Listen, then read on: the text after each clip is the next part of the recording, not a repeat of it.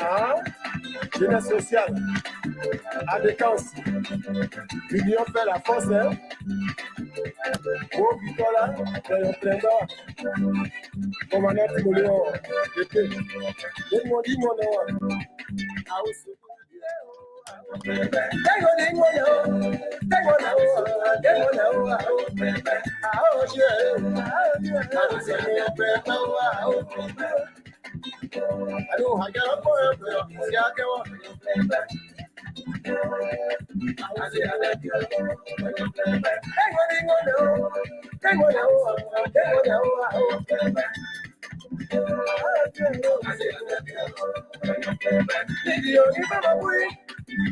Nathalie,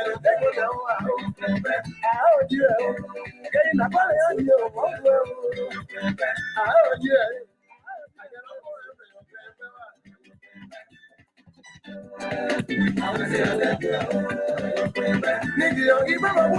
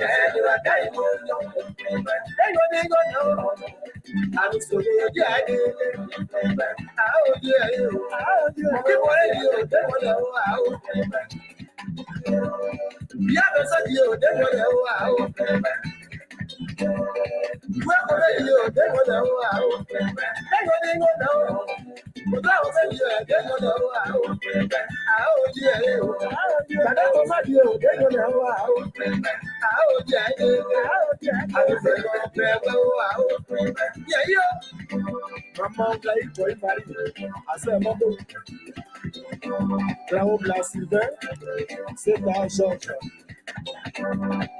Nous, le bassin, on regarde les deux scorpions. Galou! C'est la maman? Voyons plein de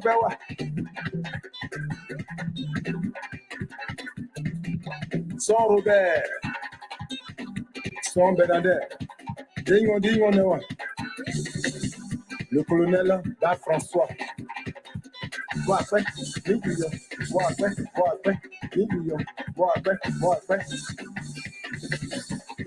Président, Yoscan Pascal, Yoino Agnès Yelumoa, Kéké Delmas,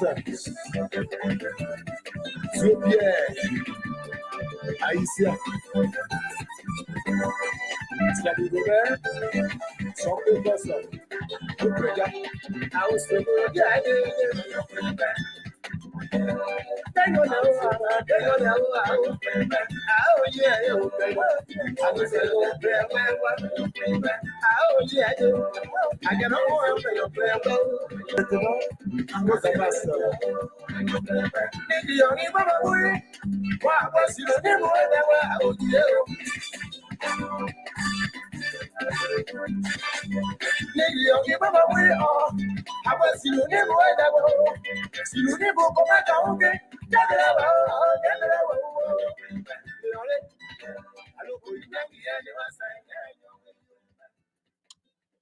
Good evening, folks.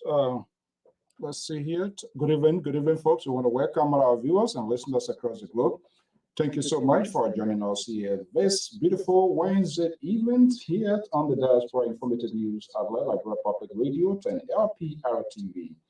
Of course, today is Wednesday and it's the Informative News magazine, All Things Considered. All things considered comes your way every Wednesday right here on LPR with the hope of us having these national and critical conversations about our country, the society, and its people. So we are glad to have you here. Thank you so much for all of your commitment to this network. Always tuning in to follow the conversation here. And of course, it's a tradition, so we intend not to leave no one behind in the process of having these critical conversations about our country, if you will. And of course, you are also a major shareholder, a major actor into this process. Do not allow anyone just to put you by the wayside. Mr. David Sedit, good to have you here. Tom Tomaulo, good to have you. McCarthy Johnson, Wharton Keto is in the house, is our senior contributor. Of course, Ted Lion Nyakon. This lion, I don't know whether they butchered the lion during the end of the elections, and so the lion is being so quiet. So, but anyway, he who run away lives to fight another war, right? So, the lion is making a preparation for 2029. We say good evening. We want to welcome you. Thank you so much, folks, for joining us. This is what we do. We love doing it, and because of you, we are always here to do it as well. And this is why we always like to be here. Thank you so much for joining here, and let's get a ball rolling. And we will get going to right here right now. I am Alfonso Z and Soul of the Liberia Public Radio and LPR TV. Wednesday, this is the radar that introduces the program, All Things Considered.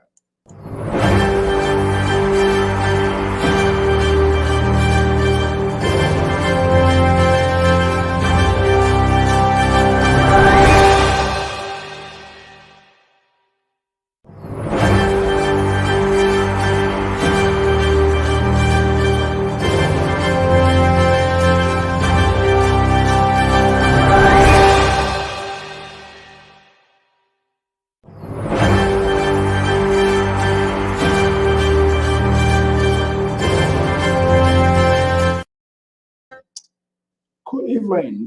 Good to have you here this evening. I'm Alfonso Z and Sort of the Liberia Public Radio 10 LPR TV. We want to welcome our viewers joining us here this evening. If this is the first time you are on the official news outlet of the Liberia Public Radio 10 LPR TV. By the way, you can always follow us live on Facebook, on Twitter, and YouTube, LinkedIn, and all of the major social media outlets. You can also turn in by going to our official news outlet. That's the official website, www.liberiapublicradio.com, and you will get all of the latest, both local and international news, making the news fair, balanced, and proportioned as well. Well, today is Wednesday. All things considered comes away right here. And very shortly, the analysts, contributors, some what should I say? They have their side, so they're always here to protect, to provide some sort of protection to their little alligators that they have. So, and that's where they themselves sometimes will force apart. But we allow them to speak, and so we can have these national conversation. This is a beautiful building.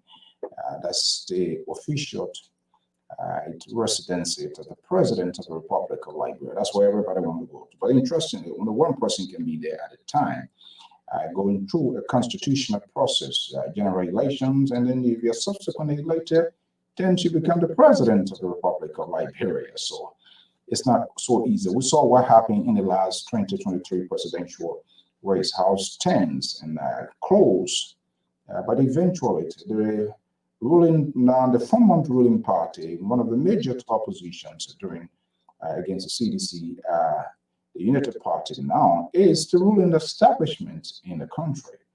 A lot of conversation is going. Well, folks, we want to welcome you. Thank you so much for joining us here. As usual, we always like to take some commercial break and advertise some of things that we do here as well. So just in case you plan to have a major event, you want to make it like a memorable one to where we will keep documentaries of document your event. LPR is a station to come on. It doesn't matter where you are at. Let us know when there's no way we will find it. But let's get this commercial from one of our programs here on Sunday, Dancing for Jesus with Manzola, the lover boy. I'll be right back.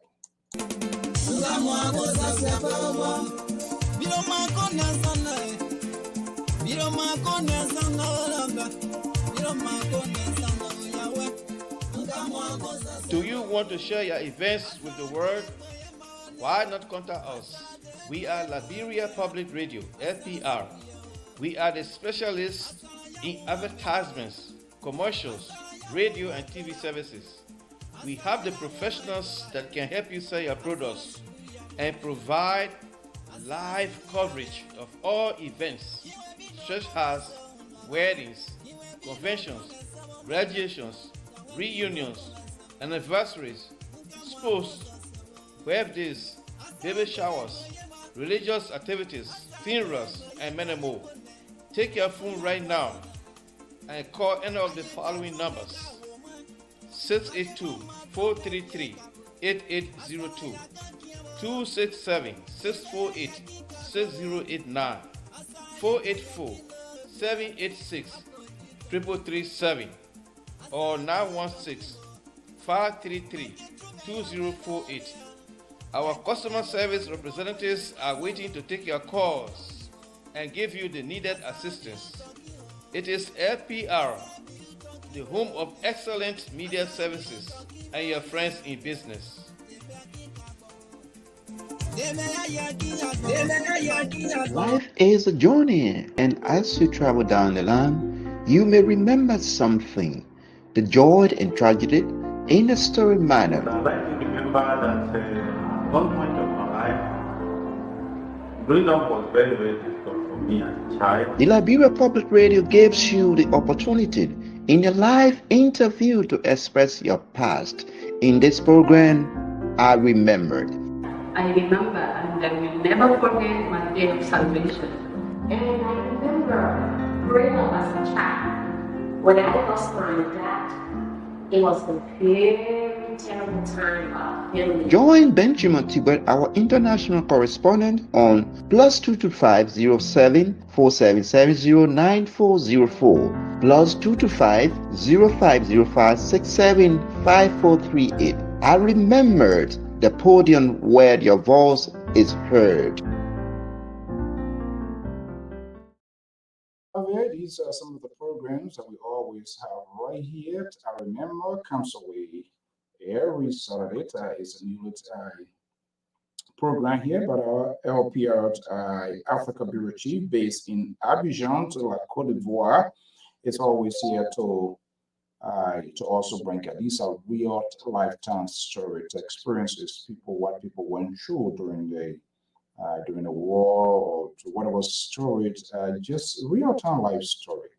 I remembered some of which we allow people to tell their narrative, not just only Liberians, any other person. So we want to welcome you this evening. So do all the favor, you can just hit the share button. And by the way, you can follow us also via YouTube, and just go into your YouTube in the search engine.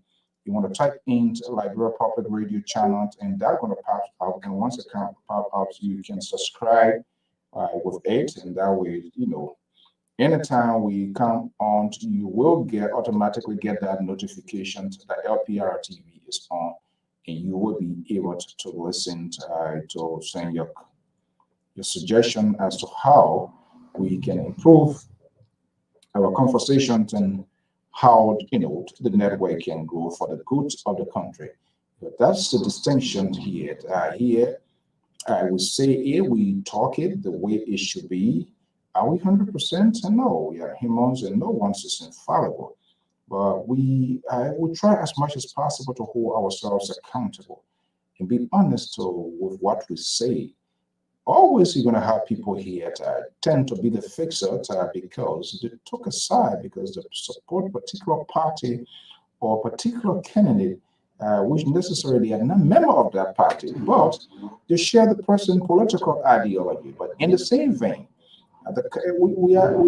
we hold all, including even to the lead moderator. So You can't just come here and say something and walk away with it without us checking you. If it needs to be checked, we will check you. And this is why you, our follower, our viewers, our listener, it does matter to us, your participations into this national conversation. That's why we intend not to leave no one behind in this process. Your voice also matters. Don't leave it with us because um, living with us is just, forsaking your own country, and that's not how it should be. Do not allow anyone to regulate or control what you think, what you want to say, uh, or do about your country. You have the right to speak. Uh, all we just call for on this network to speak with civility, to be honest with what you say. Other than that, that's exactly what we do here. We don't speak the language you wish for us to speak. We don't say it the way you want us to say it. We try to be honest, to speak it in a very honest fashion, making a fair balance and not just being judgmental because we hear it or millions of people talk about it, so then we come to that conclusion. No, we always in the business of trying to funnel information about ourselves, get those information, to verify those information before putting it out there. So we are not the kind of group or network that is so freaked out to be breaking news because you want to say something. We in the media industry got to be very careful in the sense of things that we put out there because it involves people character as well. Yes, people will say, well, they are public service, they are their public officials, so nothing is hidden. I agree. But in the same vein, you can't just get out and say something about people when you really do not have the facts, not based on public opinion or three or four groups or networks saying something. You want to go with it. You can talk about it, but you can't just put a red line strictly, straight jacket. Oh yes, this is what happened. Then it's been unfair, especially if you never had a chance to reach out to the alleged accused persons on the information you heard. And this is what we always tend to do. Welcome to the show.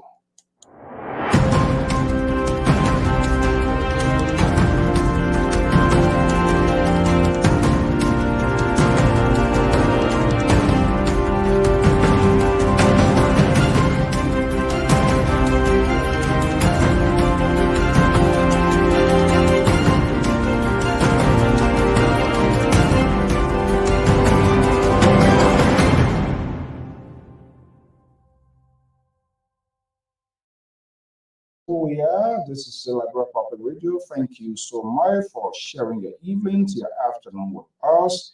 We always like to do this. This is Manzola. Manzola is always here to keep you down.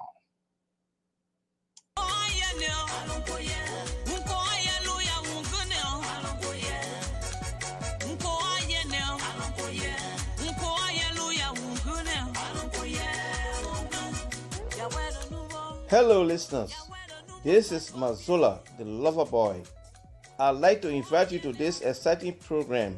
It is called Dancing for Jesus. It is intended to play beautiful, inspirational music to help you turn your life to God. Join me on every Sunday from 12 noon to 2 p.m. Eastern Standard Time. This is our way of showing appreciation to God for the good things He has done for us and continue to do. Don't miss this opportunity. Join Mazola Gizi on every Sunday from 12 noon to 2 p.m. Eastern Standard Time for the program Dancing for Jesus. Please be there because I will be here to rock it up for you.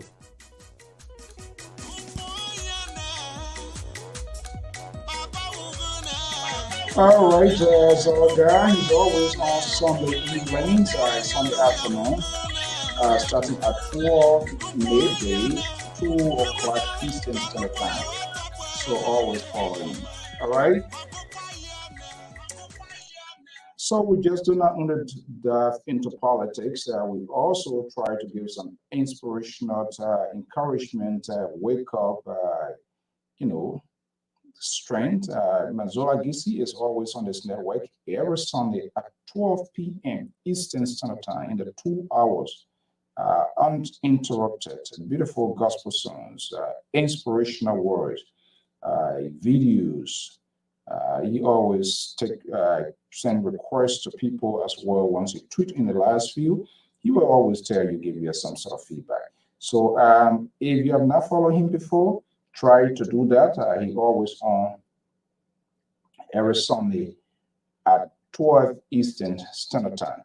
Let's look at some major international news here. This one is coming from France 24, of course, for those of you who always monitor news.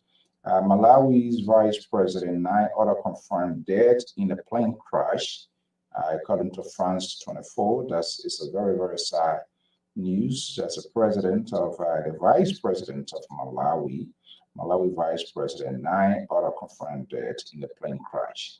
Our prayers and thought goes out uh, to the country, and that's seen here. We see here, Malawi Vice President, former First Lady among. Oh wow, this is so sad.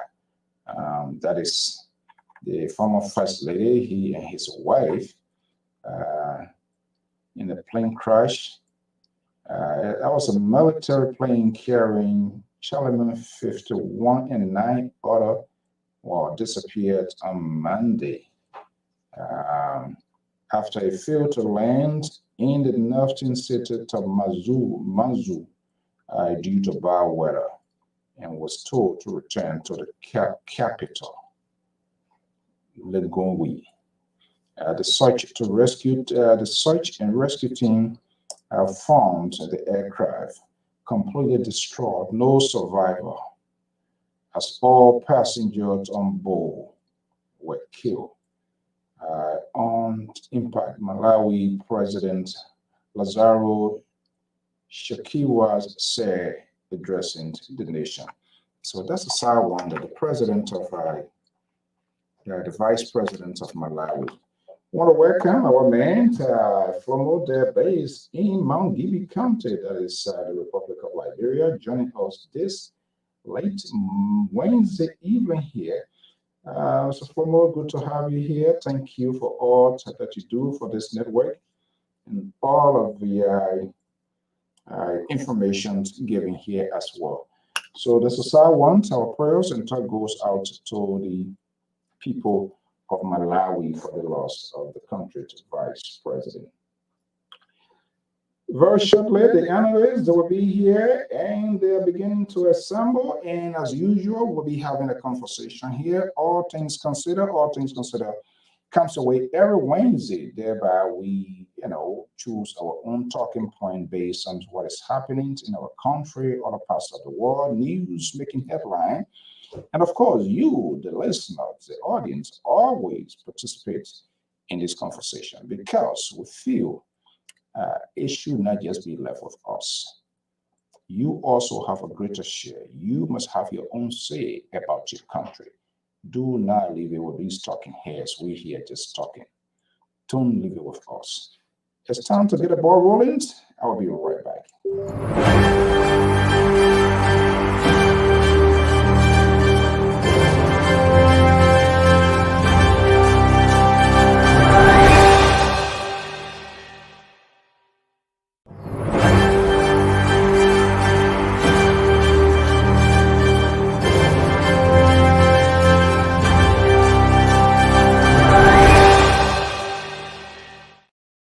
Okay, good evening, good evening. I'm Alfonso Z. And so, analyst is here. Let's get the ball rolling, and the other folks will join in momentarily. But in the meantime, they get us saying airplane doesn't blow home. When you see it beating the wrong way, it's about to go. So we are about to get it out here. Let me bring in Mr. J. Victor Nangwe as our contributor, providing expertise to us here as well. For the good of the country, and we can always have this sort of conversation. We don't have money to pay, or what paying are going to be a lot of money. Where we get the money from to pay? But in the uniqueness for the good of his country is giving back to his country. Mr. Nangwe, good evening. Happy Wednesday. Happy Wednesday, my brother, and it's good to be here. How is it going with you? Well, it's a very beautiful, nice weather here in the East Coast. Yeah. It wants to rain, but it's not raining. But the weather is just pretty nice, no heat. I mean, everything just cool and kind, and hopefully it Absolutely. stays like it. How is your end, by the way? I'm on the East Coast with you. So I'm not. Yeah. I think But my weather. it's sometimes funny. Sometimes when it's pouring in Philly or Jersey, then we are good in the from the New England Bell area here too. So sometimes Yes. yeah, it's always like that. So I'm in Jersey. Yeah. So my weather is not significantly different from yours. It's a beautiful day out here today. Lots of sun. It's a little bit warm, but not too hot. No rain. Yeah. So it's a beautiful day. Okay, beautiful day. Yeah. Today is Wednesday. Is all things considered perfectly suited to allow our audience, our listeners, our follower to chime in on some of the things. Sometimes we've been blown up by the politics of Liberia, and we just talk. And so, there are a lot of things in mind with them. But the analysts who also come here Wednesday to say, you know what, we talk a lot of things during the course of the week, but this particular one, we didn't just talk about it, and we feel, or I feel, that it's compelling that we touch on it. So, analysts usually, panelists they usually make their own sort of talking point based on what they think should be talked about for the good of the country. So Wednesday is like an open air space where we just fill in the gap. But yesterday, to is 12, Malawi to Vice President, First Lady, and other people got killed in the crash. That is sad. Very tragic. Very tragic. I haven't read up on the details yet, but I did see the headlines. At first, the plane was went missing, Right. and it looks like now they're confirmed dead. I think Yeah. Yeah. The 9 or 10 people in total. right. The funny wreckage completely destroyed. Uh, uh, well, Yeah. I'm not careful. Cabinet ministers and all of that. I mean, that's just well, Very, very tragic. Very tragic indeed. Our, oh, our okay. thoughts and prayers go out to the Yeah, entire nation and people of Malawi. yeah, absolutely. Okay, so I'm hearing a lot of conversations in the airspace. These guys, did not pocket themselves again. What's going on? These retreat, national government executive go on retreat, House go Senate retreat, and every time these folks leave Monrovia, they spend good bit of taxpayer money, and sometimes those money will be spent before we even get to know. Why is this going this kind of way like this? Yeah, this, I'm not sure. Uh, I honestly, I haven't really paid much attention to this whole retreat phenomenon until this government. There seems to be a lot of retreats going on in this government. I know recently the president himself, he just had a 3 or so days day retreat where the infamous 285 pieces of yellow machine presentation happened. And this is barely what 2 or 3 weeks or so ago. Right. Yeah, and now we're hearing that the Senate just had theirs, and there is also one on the way. For the house. But yeah, by the House, and I don't know why they call them retreat, because a retreat usually, my understanding is, you get away from the hustle and bustle of the city, or you go to a quiet place, you unplug. Some retreats, they even require that you leave your electronics, your cell phones and everything behind, and just kind of unwind and relax, and and have some discussion on how to retool your governmental agenda. But apparently this one was held in the city of Buchanan. I understand there were, entertainers outside of the hotel the whole time. So it really it beats your imagination. That's that. Then there is the cost associated with this. You know, yeah, there are the dueling reports of so much money. We don't know where the true story really lies. And then on top of that, you never really get any report, any indication of what was done at this retreat. There is no press readout on whatever was done or achieved at this. So in Exactly. in total, it just seems to be a waste of time because we don't know what to do there. Yeah, because I could be wrong, and hopefully maybe we, guess maybe somebody from the Senate, even from the Rep, to tell us because these things, I'm of hope. Retreat is like sort of people to go to recalibrate, Yeah, take a reflections on some of the things that are happening in their own institutions, serious business. But when you go for a retreat and you see somebody there beating drums, sour there, exactly. it's just like, okay, the guys are here, the independent guy, Mally Jones, Terry Collins are all here. Let's bring them on. We intend not to leave no one behind. Hey, You bring know, them in, bring them on. yeah, let's bring them on here. Yeah, yeah. Surprise and Hopefully, Terry will give us some insight onto this. yeah, so some Tabata coming on here again. Okay, unbreakable to topic. Good to have you. Good evening. Welcome to the show, gentlemen. The gentleman from Minnesota. I like this hub. I like to see them when they're voting. They call it gentleman from Minnesota, the gentleman from Illinois, the gentleman from Massachusetts. Okay, Terry Collins. Good evening. Good to have you here. Dr. Molly Jones, Octavio. Good to have you here as well. Thank you, sir. Good evening, Mr. So and Honorable Victor Nagbe. Good evening. Hey, it's good to have you guys on. Yeah, and to the doctor, Mr. Marley, the independent voice, co-host, all of that. Is that a boost of Is that a boost of what you're doing? The young Dr. Malley, how are you, my I brother? gotta watch my terrain, so I'm trying to buy sentiment. Mr. Yeah, Nagbe. Dr. Jones, you know what I sense out now, Mr. Mbappe? That guy, he found, he tried to figure out now, there's going to be most likely a kind of rough terrain. He's here, Leroy, Right. he's here, back on, and all of those kind of people. So, like, you know what, let me get wave a white flag. That's Something right. in the here, so we'll have a friendly No, but all depends but what you're going to be saying. see you. I was very impressed yesterday when one of the caller was talking about the religious achievement of Collins. I was very impressed. Yes, I was very impressed, but it's like he was trying to bring politics into Collins's career, and that's not a good thing. But the caller need to go on my page. You will see my work. I still preaching, so you need to know that I'm still preaching. No, I think Let you go on my page.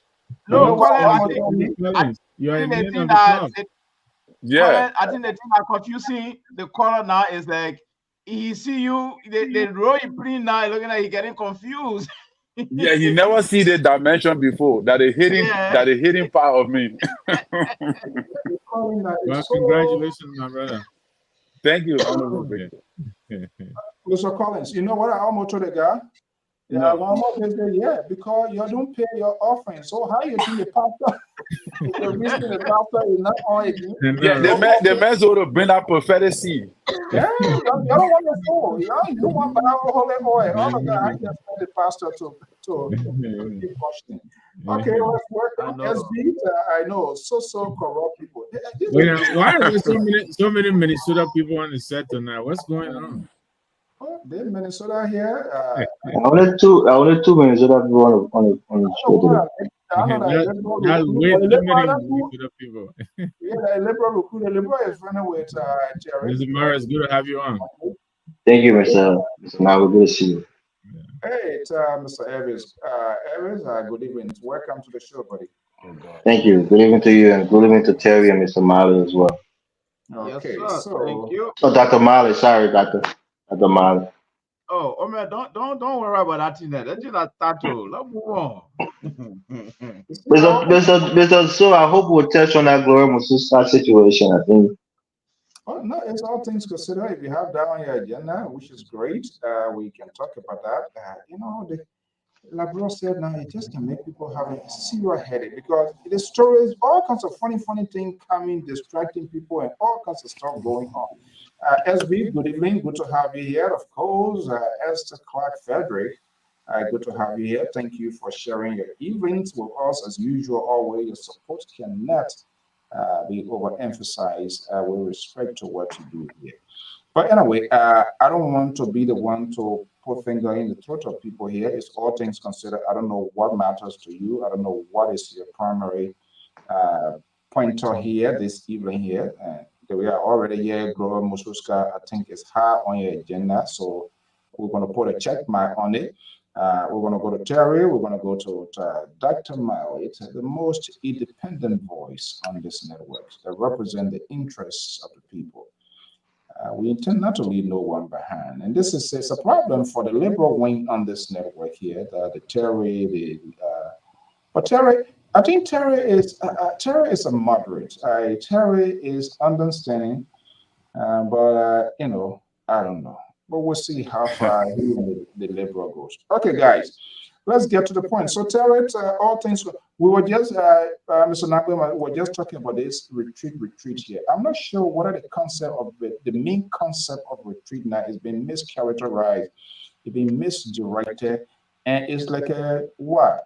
Money making thing because they go in at plenty of money. People come for that, their pocket grow overnight, and it's a great weekend and great time for their family.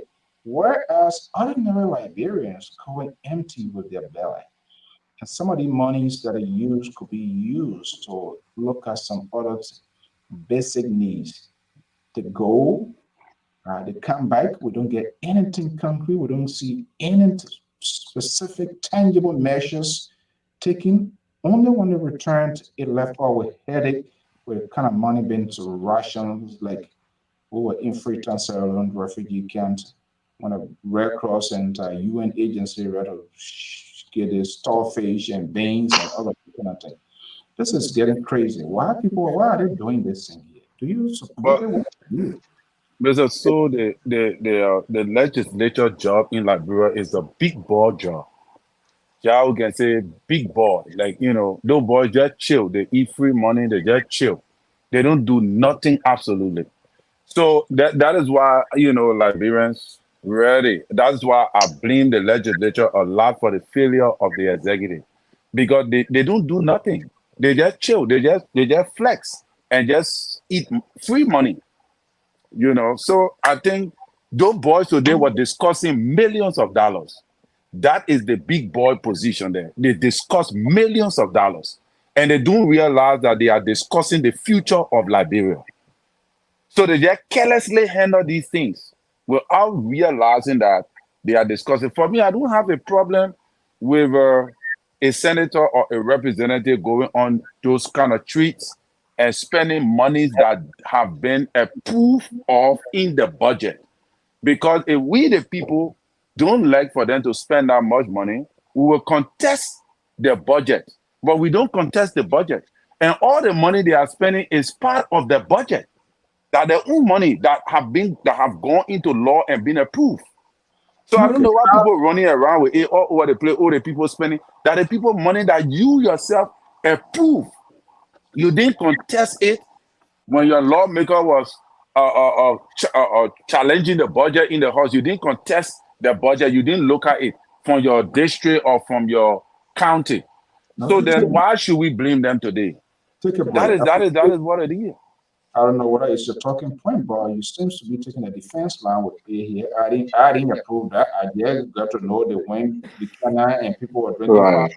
wine, they were drinking some champagne, and everybody will hold me tight, and all those sort of songs were played, whatever it is. Okay, so Dr. Jones, Yes, sir. what is in the airspace for you today in the cyberspace? Um, before I move into my cycle space, I just want to make it clear that government is a structural institution. and every leadership come with different dynamic of style and other things. But as you rightly said, the issue of retreat is time for reflection. You reflect, you calibrate, and make projection, and it help you to move forward. But as I may agree with you and Nangwe, is it being abused, misused? I think that is the question. But anyway, maybe we'll get to that when the time comes. But what's on my place tonight is like there's a growing LGBT rights in Liberia, and I read in one Oh of the boy. paper, I think they burned down one of the LGBT veteran house, all because they said they suspected he was one of them, and it's like I'm bringing the topic up tonight because it's like I don't know. This is part of the Western culture now, with some of the party, especially in the United States, the Democrats support this. I support the philosophy, and if you want money, they tie it to so many things, including some of these things.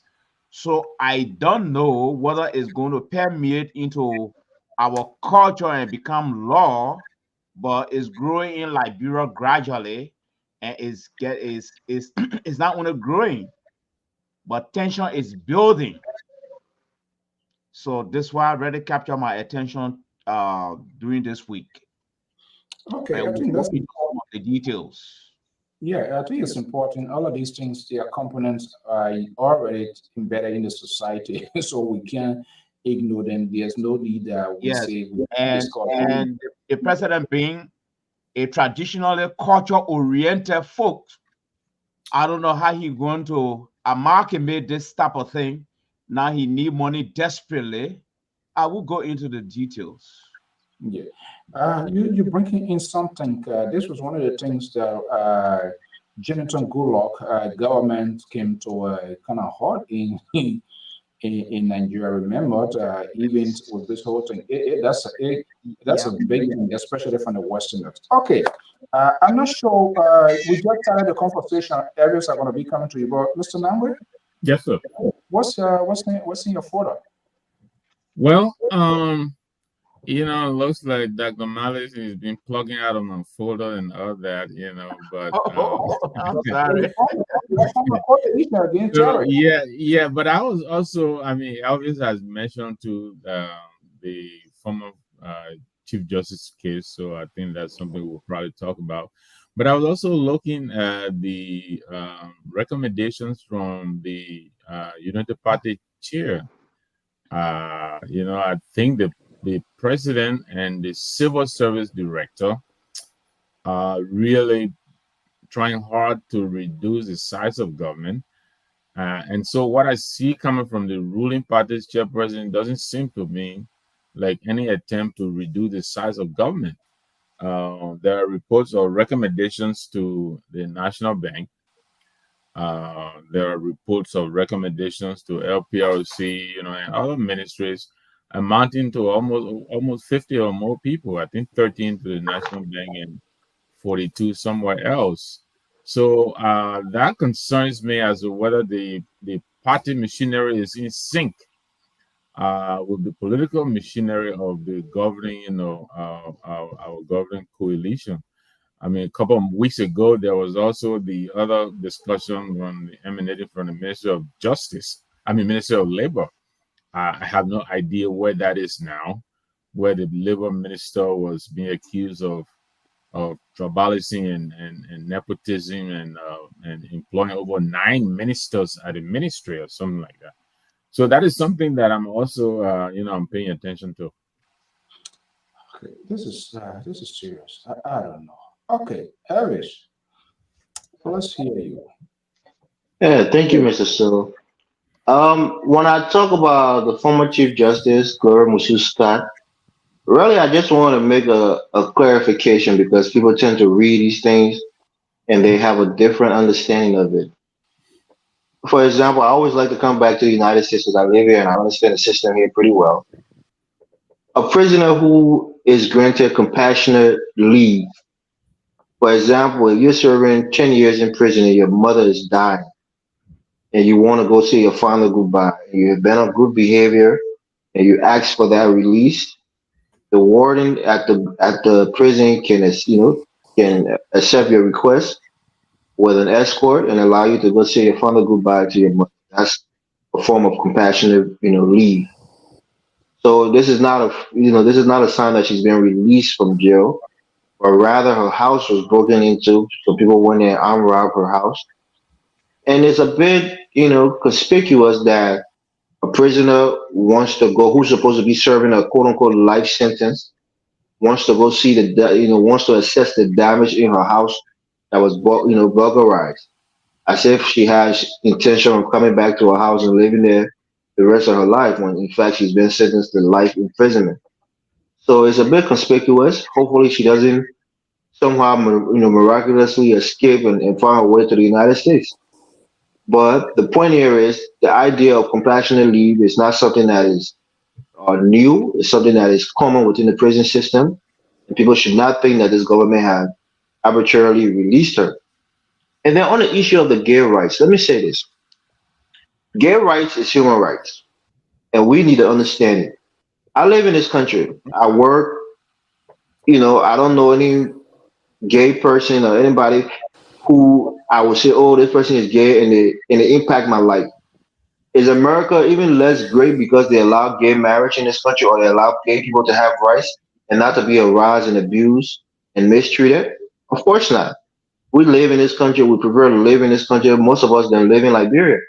In this country, have openly gay people. They have rights that protects gay people, and our lives are not impacted by it.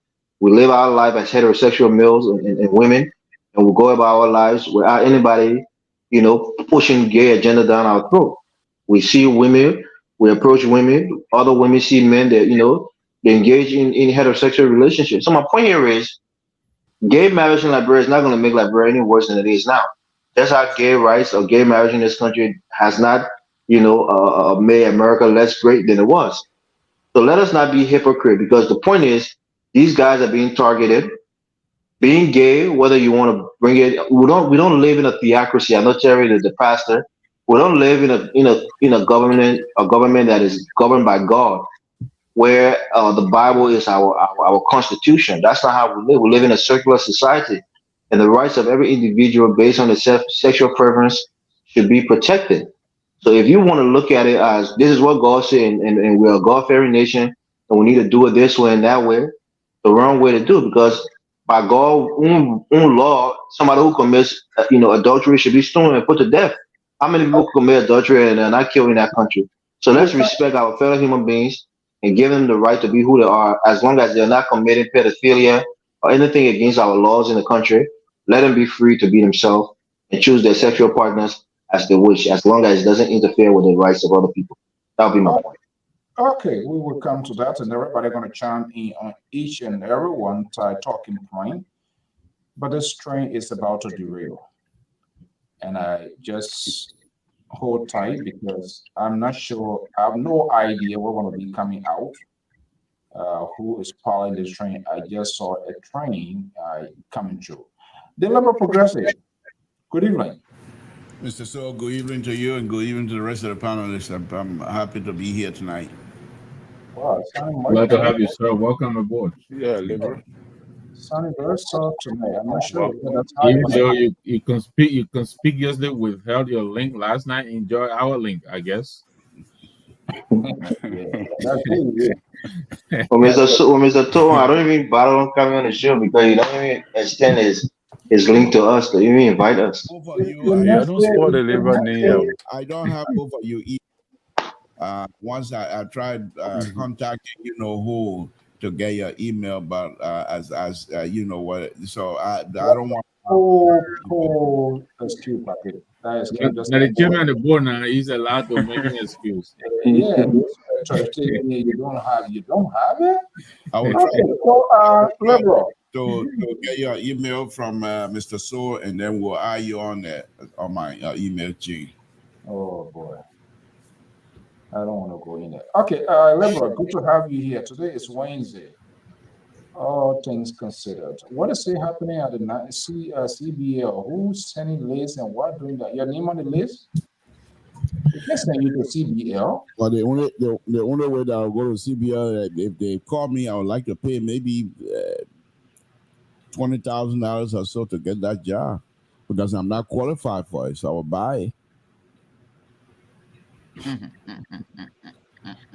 Okay, so let's looking at plate. Too much going on. It looked like I don't know the cassette, the tape here. We're gonna the same old thing we found on. We talked about these things are not going away.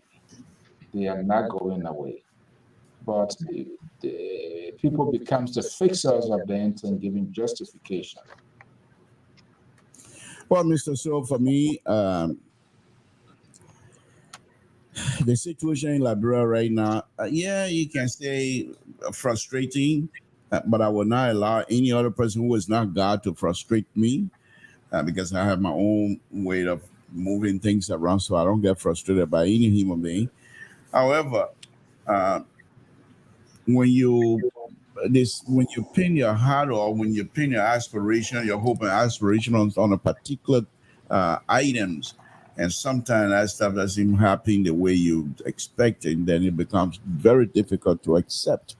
It's the same here with this government, Mr. So, in as much as I supported this government, I believe they will be successful, but they have few group of people that the president will have to sever ties with these people in order to move forward. And, group setting, I believe, if you, group setting, first thing you have to recognize that your identity should not supersede the group identity, because if you do that, you will fail. And you must accept the group identity if you want to be part of it. And then once you take on that role, then you try to carry out the group agenda. But many of these people that are in this group, I believe, they understand the group agenda. But at the same time, they're trying to somehow merge that group agenda with their own agenda.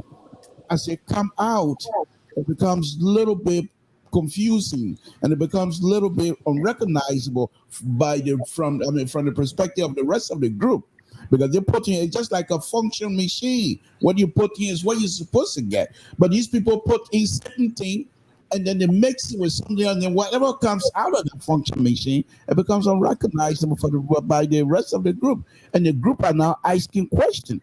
What is this? Is that what we want? Is that what we put into the function machine? So, Mr. So, it's a difficult thing, but we will get out. We're Liberians. We're always successful. We will trying to keep hope alive. Okay, let's start the conversation here. And maybe I think I'm going to start the ball with Jones here, Dr. Jones, because he started with the LGBT whatever here, and the live feed tweet now is blowing up based on what Mr. Morris is view now too. Other people are now rejecting. It's not coming. I don't know what authority do we have or how we're going to go do that. But look, Dr. Jones, Yeah. you brought us something, and I know we come to all of these things are embedded with politics and interest, how government is sustain, Big Brother, Big Sam, and all of these things. So these are all of their beliefs, human rights, blah blah blah. Now, it's not a new thing though. I can't remember those days, except it was a hidden thing. I remember there's a club carried getting to Johnson Street there, Bright Sugar. Even you guys remember something told me that club. You should know.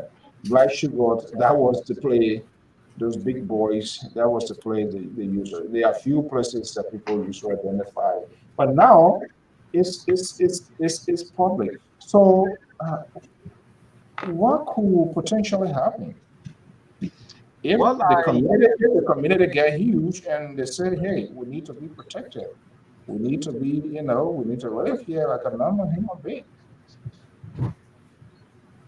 well, I think my concern is drawn to this thing based on two factors. One, In the Daily Observer, the Daily Observer had a story from the Methodist University where there was a growing rise of students against the existence of LGBT in the school. They said there is no space there.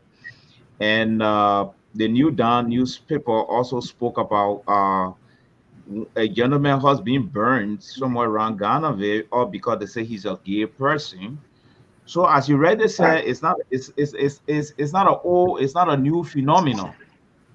But the sticker issue here now is that it's a population that is being constructed gradually, and soon they're going to have a force, and soon they're going to get a strength, and soon they're going to form themselves into a formidable I think movement.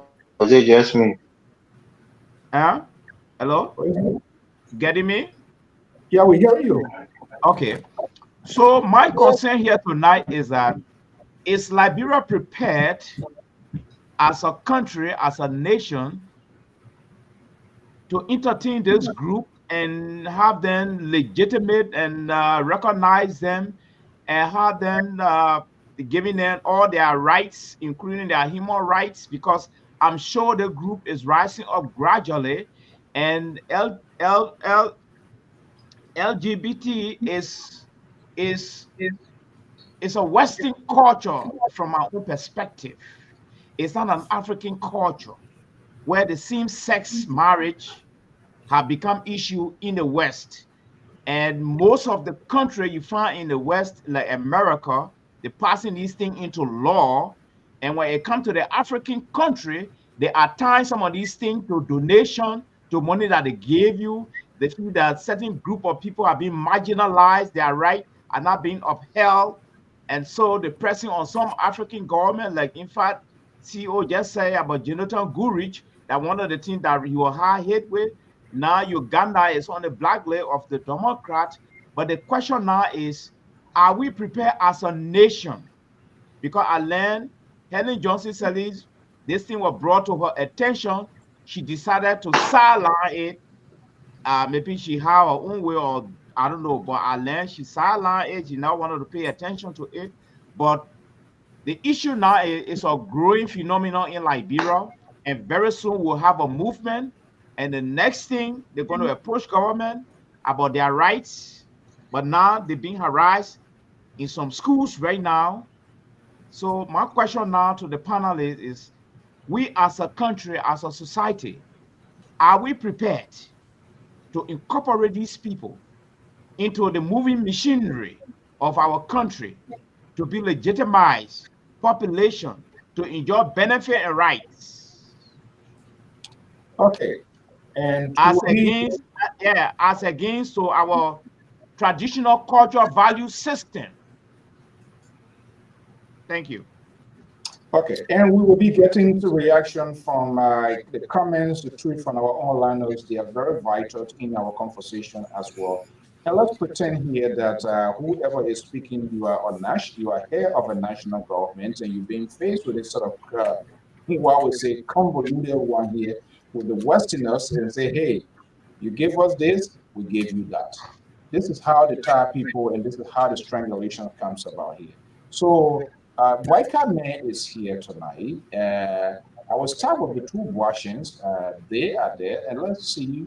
Contemporarily or momentarily made them president here, and Uncle Sam called them, invite a man from to Kenton, Ohio, is one of his bases, his old place. So, President Paul, God forbid, be president. That would be a chaos. So, Mr. So, yeah, so this is a very serious one here. If Uncle Sam, and I'm going to be blunt here because no one else will push this sort of agenda because besides Uncle Sam themselves. If the President Boyka, were to be confronted with this, look, um, this is our position. This is what we can do. You come up publicly and make his public statement. He's going to look at his supporter. He's going to look at the crowd, to scratch the air. Maybe some emergency meetings will be held. Or how can government approach this here, especially something assuming it's coming from Uncle Sam? So, Mr. So, just from listening to Dr. Malley, you can seriously detect that we are so conflicted as people, African and Liberian, from my perspective, by the way. On one hand, we want to maintain our sovereign ability to maintain our sovereignty. In other words, we want to remain African with our culture, which is good. On the other hand, we want to also be westernized. And as a result of that, I believe that these are some of the reasons why we are not prospering as a continent, because we don't know who we are and we don't know where we want to go. Every one of these European countries, they are holding on to their culture, even if they live next door to each other. The culture in those areas remains the same.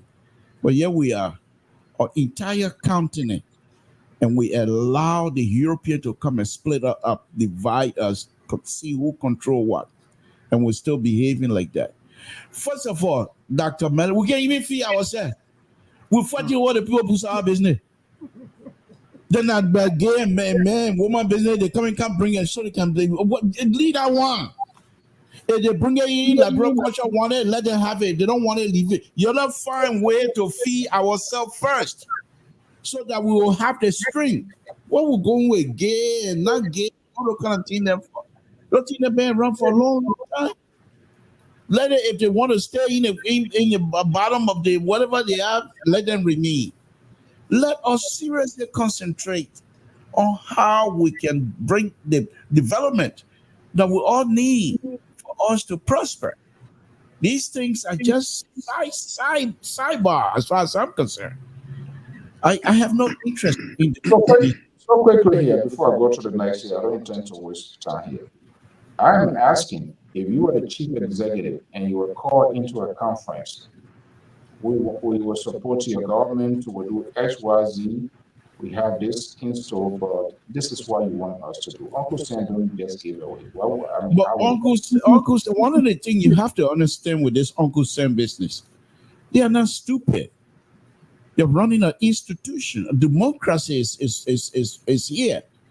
So if you bring that to me as a chief executive, I will tell you my government have three branches of government. We have the judiciary, we have the legislature. If you want to make that thing, let's go talk to the lawmaker. They are the direct representative of the Liberian people. Okay. He's actually took the position of Jonathan Goodluck, and which didn't work, and then they turned around and said, okay, but there are other things we want to do. Okay, so Mr. Langway,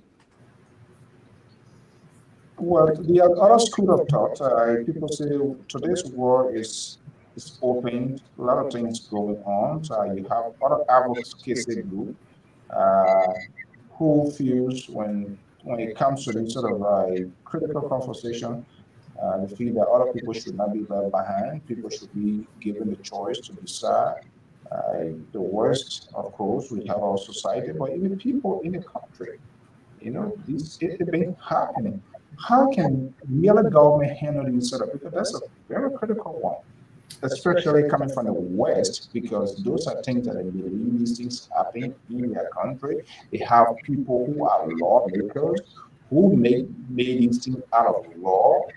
So that's a different thing. And these lobbyists and all of that, they want to set a red line. In order before we can do this, these sort of people must be respected. That's a difficult one. Yeah, They want you to go public. They don't want you to do things back door in the crowd in that. That's the thing about it. yeah. I mean, before I come in quickly, I'm reading some of the comments here, and I know Elvis, Evina baby, so he will come and defend himself. But the comments I'm reading here are suggesting that Elvis is advocating. I don't think that's what Elvis is saying. He's just making his observation. Look, first of all, the notion that homosexuality is a Western culture is wrong. From biblical times, homosexuals have been around. The Bible didn't start in the West. We all know that. What America has done is they have evolved on the question, and they have now made it a rights issue. Now we have to go back to our constitution and see whether it is a criminal thing to do. Because if you have to criminalize people, you must be supported in, by the law. It's a choice issue. I know it's alien to our culture, but a lot of the nations have evolved on this question, whether we like it or not. It is coming our way. We have to, one way or the other, deal with it. So we need to prepare ourselves for it. But I think shunning it completely and completely outrightly rejecting it, I think that's the way to go. I think that's not because most nations now are evolving and they're finding ways to deal with it. Even here in America, they're still grappling with it. We just heard it's only recently that now the military is trying to deal with it with the do not ask, don't tell. So it is a very difficult question. I understand, and it will be difficult to deal with. But I think the mistake to make is to criminalize it outright. It's a right issue. Look, I'm a student of science. I'm a chemist, and that is scientific or backing and explanation to people's desire for homosexuality. It is supported in science. Even among animals. Yeah, they're arranging on the chromosome exactly. So we have to be careful. I think the categoric denial and acceptance will be wrong. We have to be careful with it, and we have to study it very carefully. It is akin to African culture, I get it, but there are I think more egregious that occur in African culture than homosexuality. Is not the most criminal thing that is around the block. So yeah, I mean, I myself, I grew up in Monrovia. Homosexuality was a no. I've come on this side. I have friends now who and I work together. They bring their husband and them. They're homosexual. It's their life. Is that going to rub on me? Am I going to go home and have to shower because I sat in the lunchroom with a homosexual? No. So I think we have to be careful. But there are people who are actually naturally born with the tendency to gravitate toward same sex. It is scientifically scientifically supported evidence available for that. And some of these people are in Liberia, and we can't Right. continue to drive them into the closet. They're humans. They have to lead their lives. What we need to do is to find a way so that they will live their lives in peace and safely. And of Right. course, not allowing them to prey on other people. I think then that is where the problem is going to come from. You know. Oh, Well said. so, Terry, I'm going to bring you this one here, this separation between state and church and all of that. I know there's going to be a biblical version of that, but there will be a secular version. How can a government, if you are the head of a government and you are approached by uh, another sovereign country that more or less you rely on for technical or whatever support, and it's the probability is always there. They will put forward these sort of conditions. They want to see your reaction. They want to see whether it's a violations of other people's constitutions or other people's civil liberties, whatever it is. Yeah, much I don't like it, it doesn't mean Harry shouldn't like it, Zimbabwe or any other person. But these are very high core, difficult conversations, especially for our country, because it is not, it's there, but it's not people that were doing it those days.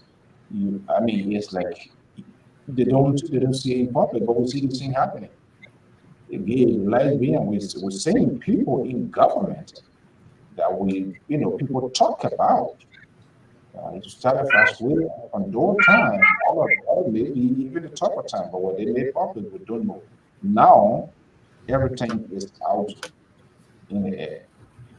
How can government handle this sort of situation? Uh, Government can handle the situation just what Labor say through the House. They are the legislature. They are the one responsible, close with the authority to pass the law. As a matter of fact, the legislature is even planning to pass the law on abortion. But from my biblical stance, as a pastor or a man of God, if I am the president of the Republic of Liberia, I would tell the West complete no with Wow. with quadruple exclamatory mark. Wow. Simple as that. From my stance, I will not support anything that have to do with same-sex arrangement. I understand, like I said the last time, people got agitated that the Western culture is not everything about the Western culture is good for us. It's not everything for the Western culture that I support. And that is one of the major reasons why I like Donald Trump. Because Donald Trump don't go for that crap. Now, what I'm saying here is that it is just a segment of American culture that support this ideology. Not the Republicans do not support that crap.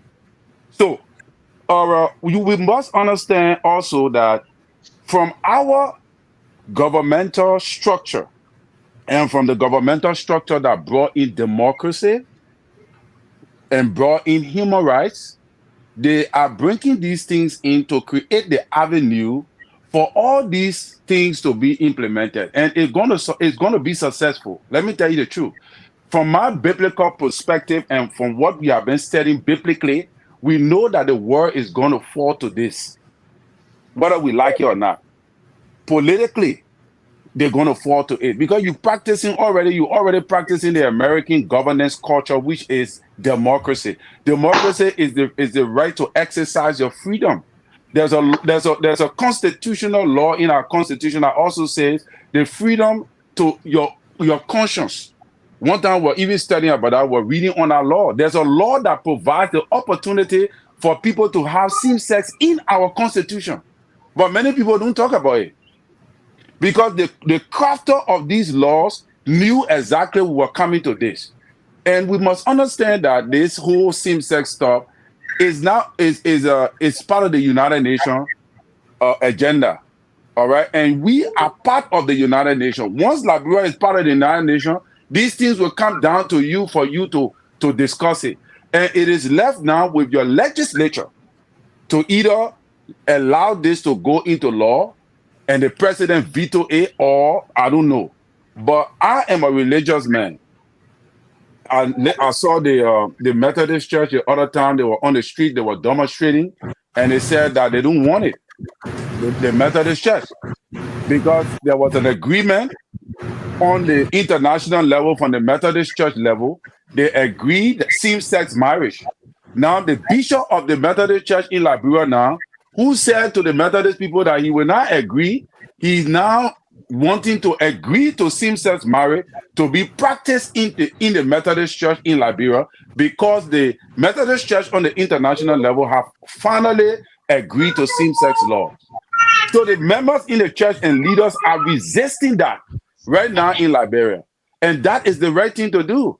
That is our faith. That is what I believe. Me, I can stand on the network tonight and tell you squarely, Mr. So, that if I were president of Liberia, I will not accept same-sex marriage to be practiced in my country, because it would destroy our country. It would destroy a lot of people. Right now, they're teaching the thing to children in the schools. They're teaching it to children in the schools. And what is damaging about this is that it takes levels. It goes from one stage to another. It goes from one stage to another.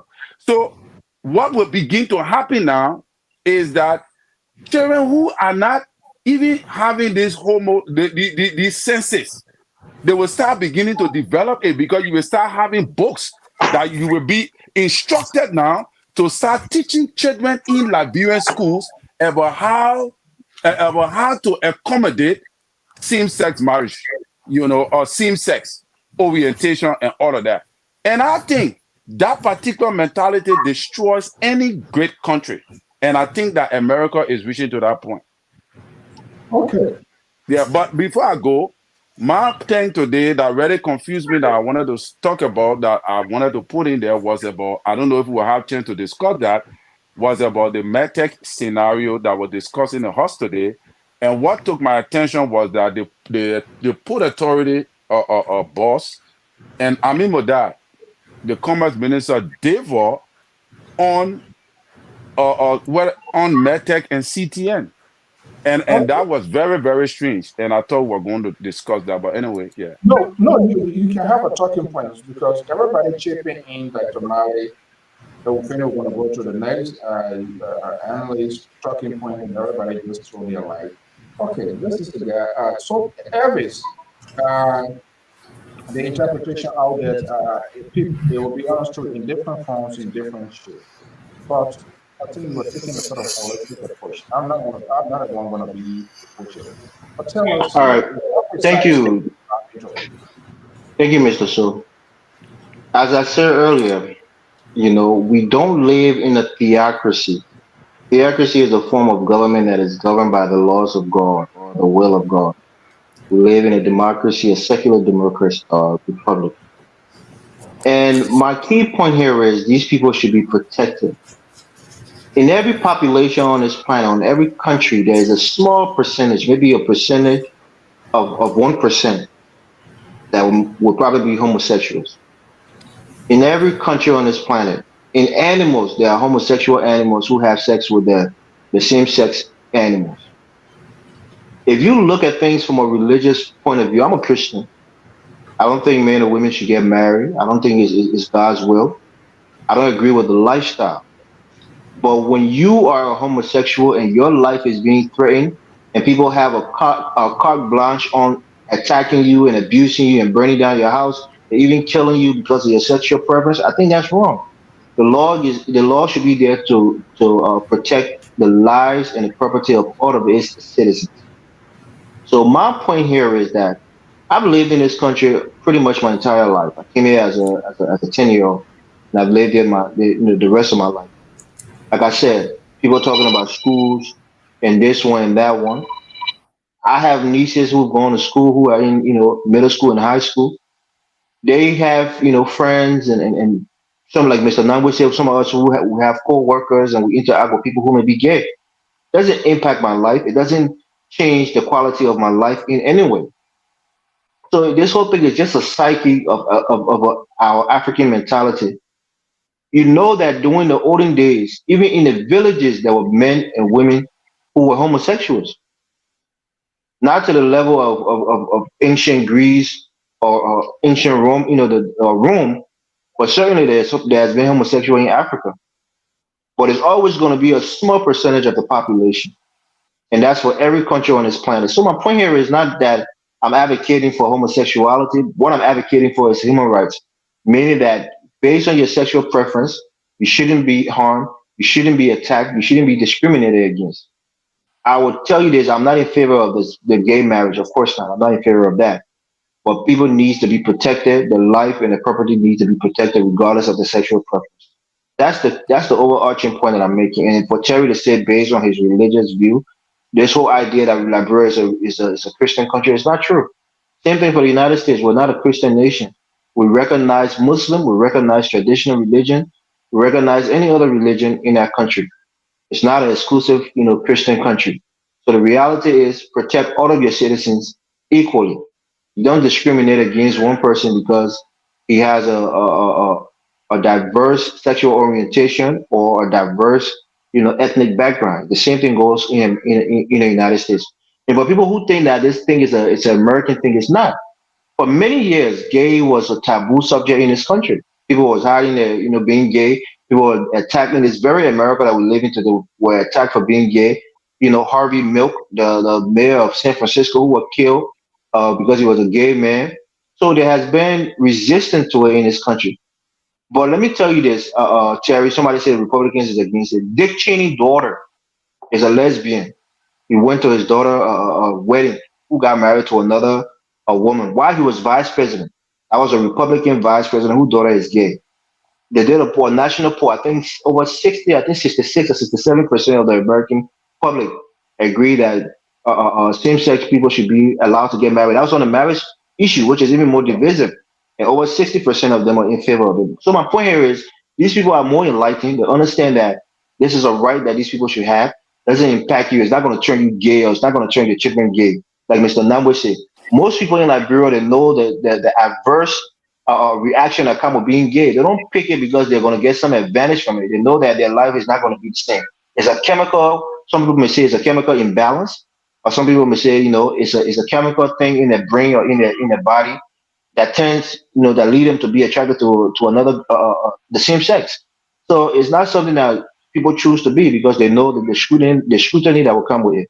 So please let us not be biblical here because most of us, if we follow the Bible, quote unquote, a lot of things that happen in that country, people will be stoned for adultery and fornication, all the nonsense that happen in our society.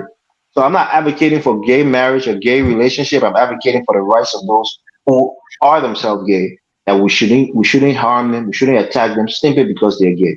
We have to protect their lives and their property. That's my point. And I think it is Mr. So can I push back on something?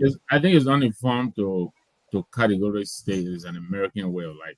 They're homosexuals all over the world. They're all in Paris, in France, in Germany, all over the world, even in Africa. So Yeah. it's not an American thing. I think to say that is to be uninformed. Every population, a Yeah. small a Can I small push percent of back, that Mr. population So? will be gay. Any Guys, country you go to, a small percentage of the population will be gay. we're going to spend less than 5 minutes, so we'll get to other people talking point. The guy who introduced it, he's going to cap it and see what we are. Because I'm going to come to you, Terry. Because we these are very important things. They are part of society. We cannot ignore it. It's happening.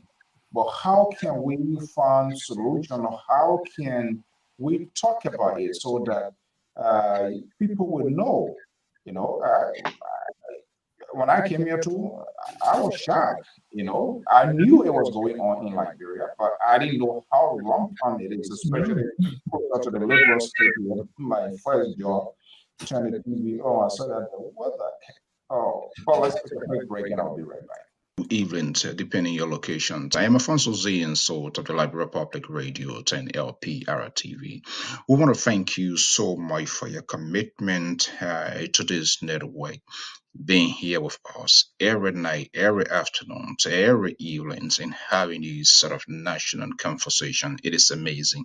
It is only because of you, your courage, your resilience, and for the love overall, for the love of your country. You are not just here for us to see us while we talk, while we agree, while we do not disagree with, but ultimately to see the growth of your country. We want to thank you so much. We are thrilled, we are overwhelmed of your commitment to this network. All of you, whether you agree or disagree with us, by virtue of the fact that you are here every evening, every time we are on, it is a clear indication that we are all in it, regardless of our political background, for the good of the country.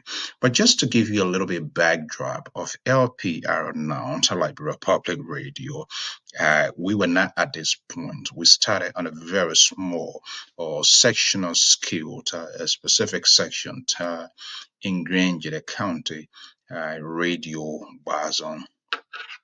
As I will begin to push forward, we transition to voice of GD. And there's a tendency of saying that you always want to excel in whatever thing you want to do. And we found out how we were growing. Our voices were being heard, but certain segment was still alienated. And so the conversations started. But I tell you, it wasn't an easy one though. From one to another, and we were trying to take a little bigger approach, and that is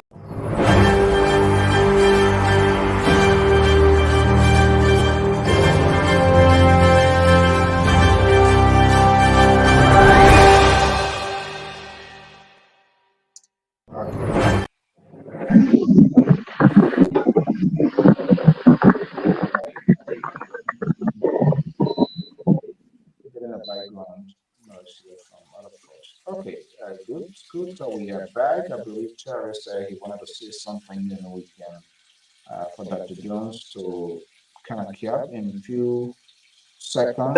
Come on, Terry. 1 year, you gotta say faster.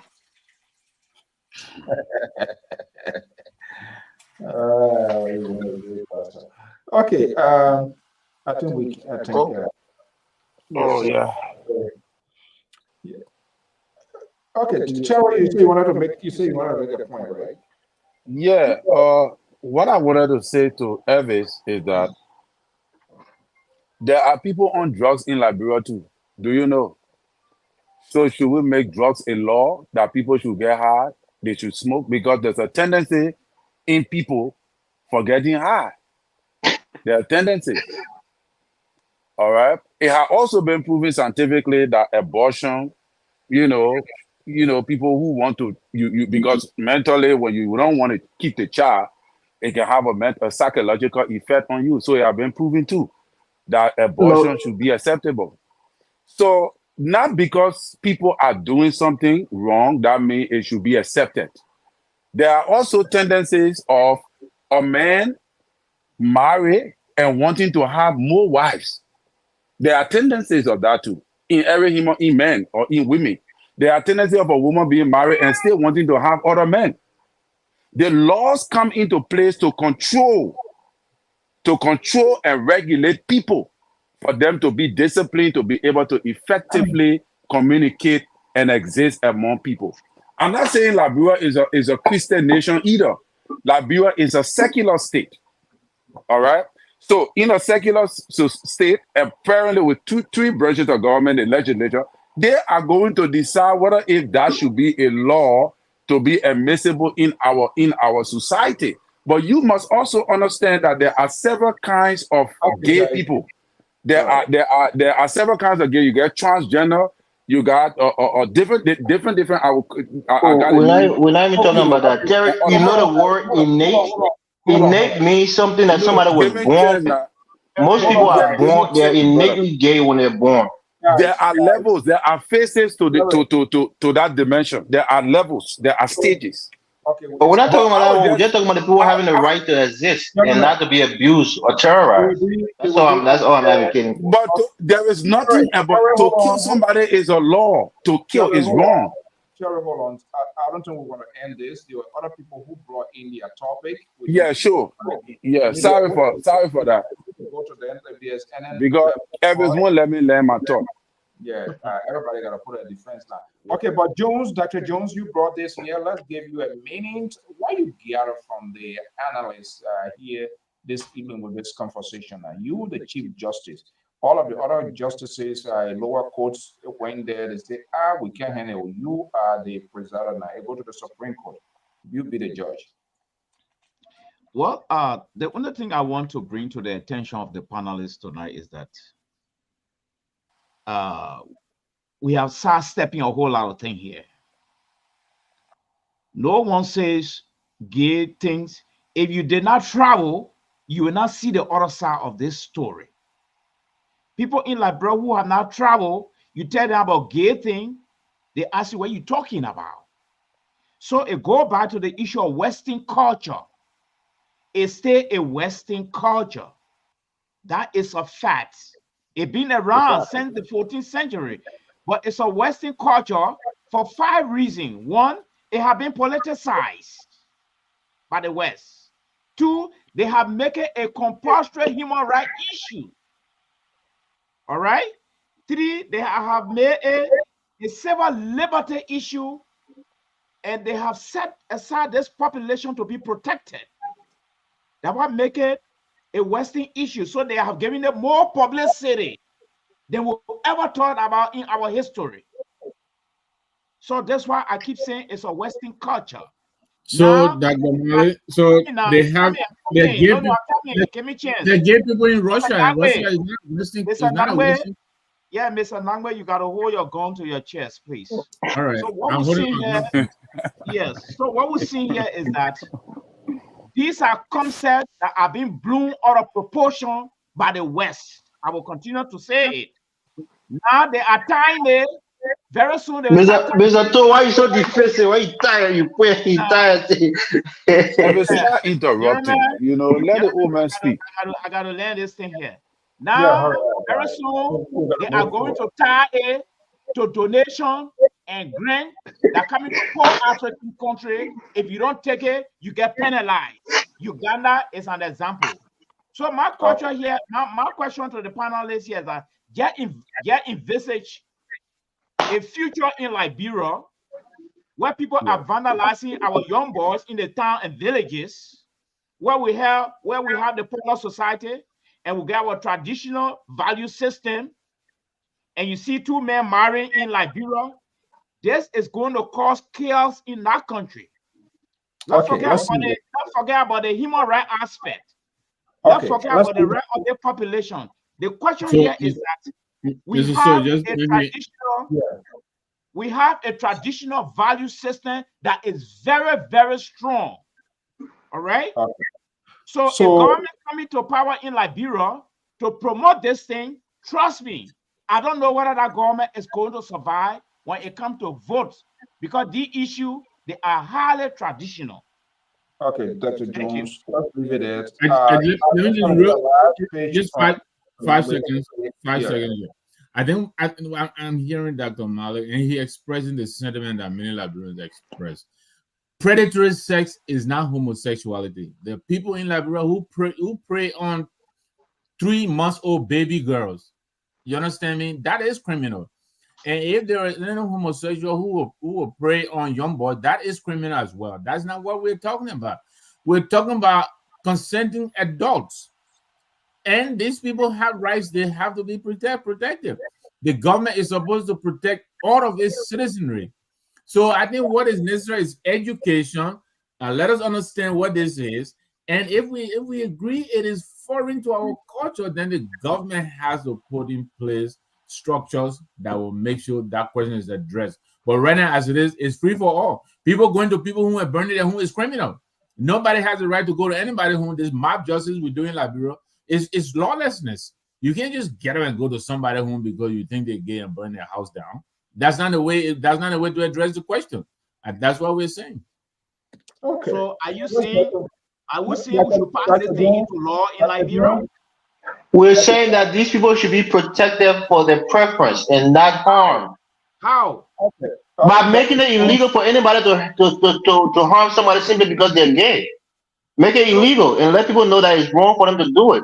Yeah, so we should that's not promoting, that's protecting.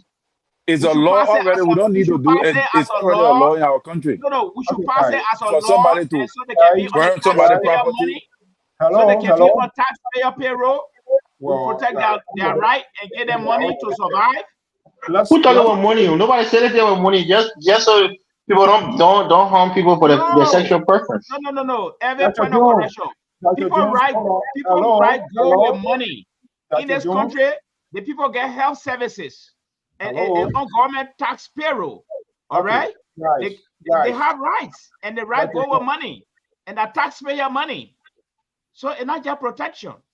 And to Mr. Nangwe, the issue of human rights is not a criminal thing. Hold on 1 second, guys. All right. We got to restore some level of sanity on this network, because when we're having these issues, they are tense issues, I understand. But when the tension is called, we should just, get it off, and so that the audience will get a takeaway.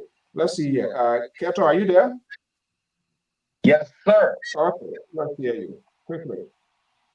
So, let me be honest here. We know this thing is not new to our country. Homosexuality being in Liberia for a very long time too. My only concern is when other people come to force it down our throat that we should legalize it, start to spark problem here and there. I think let it be the Liberian people themselves bringing it out to the government that, look, we want to X, Y, Z. And I think it was wrong that people start to come from outside to influence this thing in the society in ways that it start to raise red flag. Now, Liberians are attacking people who are, presumed gay or whatever. I think it's wrong. Like any society, people got their morals there. People got things that they do not accept in a society. Take, for example, this country, some states will never allow a man to marry 2 women. Some states will allow that. In fact, they got a need for it, make a bigger trade or something like that. So polygamy, and no state allow polygamy in the United States. Is outlawed in every 50 states. You cannot go to another man's country to push your lifestyle on them to legalize it. Now it has sparked public debate to the extent where people who are not educated, and I agree with Mr. Victor Nangwe. Nangwe. Victor Nangwe, that education has to play a more role in this whole thing for our people to understand where we are as a nation, inclusive of our culture. And because if we don't do this, I think it will show back. The West, Europe and the West cannot continue controlling us in ways they do. Take for example, we discuss on the same platform our tradition. In our tradition, they have influenced our people that the family society is dangerous, is wrong, to the extent where they don't even know the historicity of it. But they put there it's cruel, it's wrong, and the people want put it into legislation that you gotta do this, you gotta do X, Y, Z. Can we come to this country and tell these people that the Masonic, the Mason, the Ority is wrong? Can you do that? Or the Skull and Bone organization is wrong? Can you do that? You can never. Thank you so much. But we allow these people to come and do what they have to do and make our country miserable. At the end of the day, when people start killing when it comes to civil crisis, then we will be at the end of the state. Thank you so much. Okay, Mr. Neiman, to welcome. We got a critical conversation here. I know it's uncomfortable for people, but these are things that are in our society and we need to have them discussed. Let's move to the next one. You said, was that the same thing you were talking about, Mr. Lambert? I'm sorry, I was muted. No, I was just raising concern about the wave of recommendations and employment recommendations that are creeping into the government, which I believe contradict the current drive to reduce the bloated payroll. I mean, we all know what happened at the Ministry of State. We know what happened at the National Police Station. So many people were removed of the payroll because they says the size of government was too big. The president said some $300 million go towards just salaries, which we agree is big. But now the party chairman seems to be thinking otherwise, and that is concerning. I don't know when it is going to be addressed. Okay, I'm not sure what is concerning to the labor. I mean, it came as a fixer. I mean, all of these things were happening. It be happening. We know it's bad. But one thing here, the labor and Sister the Ben's also crying here. People cry that hey, the ruling establishment needs to decide what is the position of the ruling party chairman. You want to be a party chairman, you want to be in government, you want to be in how many places at the same time. Now we are getting more confirmed report because we have not had the opportunity to speak with him. But these informations are now on all of the electronic news outlets. Hearing people, which is a complete disregard of the process itself in hiring people. These people that they are recommending, every Liberian, regardless of you are part of a party, should have entitlement when these positions posted. The people apply for these positions, were there any interview, where there's any set criteria that did not something before, or we are doing it the same old way when we profess that we're going to get things changed now. You're taking leads from one ministry to the other agency. Some of them were refusing when the president appointed there. They didn't want it to go to certain places because this is not what they desire. They think there's some sort of entitlement making him president. Liberal, are these surprise phenomenon that we're saying here, just the same old things every day on the side of these politicians? Well, thank you, Mr. Saul. As you noticed tonight, I have not come on your show to try to dictate to you how to run your show.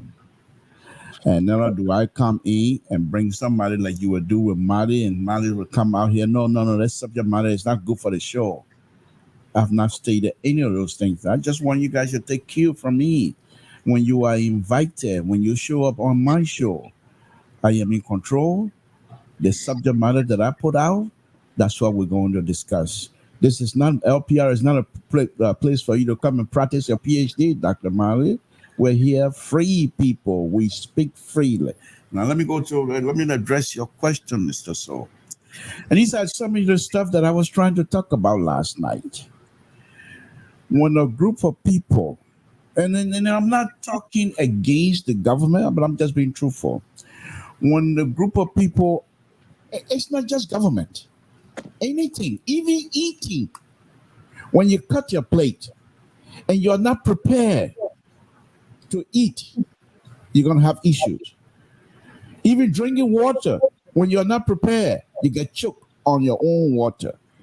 Mr. Soul, running an institution or anything for that matter, you must put in place mechanism that will be able to allow you to flow, practice. You can't come to this position and expect, even as raw as Liberia is, you can't come here and expect that you're just going to run with it and people are going to support you whatever way you want to go. It's not going to happen. People will criticize you. But if you show some tendency of not just accepting criticism, but that you indeed are prepared to do these things, you will be successful. Many of these people that is running around, look at when you just talk about the secretary, you want to be secretary, but at the same time you want to work for the government. Who are you? Who are we? Because these things were never discussed in the transitional period. The transitional period, they should put your foot down. You want to be secretary for the party, you are the secretary for the party. You want to be chairman of the party, you want to come and work for the government, which you're qualified to do. You have to relinquish some of these positions. You can't hold two positions in this government. People take you serious? No. Mr. So all of these. I think the transitional team should have been a role of the transitional team. Yes, the definition of a transitional government transitional team, you are there to lay out groundwork for the incoming, so that when they get in, they will have something that are already set and ready. And one of those things is to vet those who potentials. People who might have the potential of being the minister or whatever, they must be vetted by the transitional team. That is the reason why we're picking a transitional team. You go to the old head, you go to the old folks. You don't bring somebody who are in the ministry to be part of the transitional team. I don't get it. So you will not understand that because no. Okay, now I am running. No, hold on, I am running the show. Yeah, but let me finish my statement. You're not gonna cut me because you're running. What do you think this is? Gula, some sort of a Soviet Union Gula? You're not or Putin? We know how we deal with Putin. So please don't make yourself Putin here on this show. It's not gonna happen. Let me finish my point. What do you think? You're gonna throw me in jail because I didn't finish my position? Please let me. This is the liberal. I'm not here for kumbaya. I'm not here for friendship. Your hey fei my more, my hey fei your more. Let me finish my statement. Yes, Mr. So, if you come in these positions, you bring in somebody who is minister and the person is serving on a transitional team. The person only there to make sure they give something that will benefit them. And this is wrong. Okay. And because of that, we're having this issue, and the issue is going to continue. But I tell you what, President Baka, the best of all time will correct course, and you will see within the next 2 years, all of these flakaje that running around here calling themselves this and that, they will be on the west side. The real rescue people, they're coming. Okay. So it's not over yet. We have rescued people the first day around, but they can't come after 2 years. They're not rescuing. We're not talking about your full policy of joy, we are, whatever. So please, I'm speaking rescue. Please stay out of it. Terry, Mr. Cohen, I think that makes a point here. His analogy, his interpretation. Why are you bringing Terry in? Why you can't go to the other panelists? Why are you coming to Terry right now? You don't tell me how to improvement. I'm bringing Terry in for Terry to help us to work out. His analogy, his explanation about the transitional team, I'm not sure. Maybe it's different from my own definition. The transitional team is a combination of both outgoing and incoming. So he's telling us now, literally, the outgoing government should say, you're not supposed to be the other person, you're not supposed to be this other person. The transitional thing is a combination of two groups of people, one leaving the administration. Mr. So I would like black certain the person telling me that I put my foot in my mouth. Need to go. Now you don't want telling to put in and let somebody in black there. To black him there? saying that. Well, if you're not putting your phone in your mouth, get right. I said, no, I'm not putting my phone in my mouth. Oh, you know that you can hear when you put your phone in your mouth. I'm not blocking nobody. We don't sanction voices here. You're not going to cause you know any IV. You're not going to go to hospital by hearing the phone in your mouth. Oh, you see, the high people in here, they make laws to satisfy themselves. But when other people violate the law, they become a problem. But on a serious note, I'm missing that obvious. Okay. Oh, let me see. Maybe I think she's calling. Hold on one second. Hello? No. Yeah. Are you calling on the program, right? Yes. Okay, let's hear you. That's our own analyst, Koto Jala Balayans. Let's hear you. Something woke you up this evening. Yeah, something woke me up. Good evening to you guys, man. I don't know why I haven't been with you guys. You know, sometimes when you get some busy schedule, it kind of tighten everything. But, you know, something really pushed me out today that I need to express some things.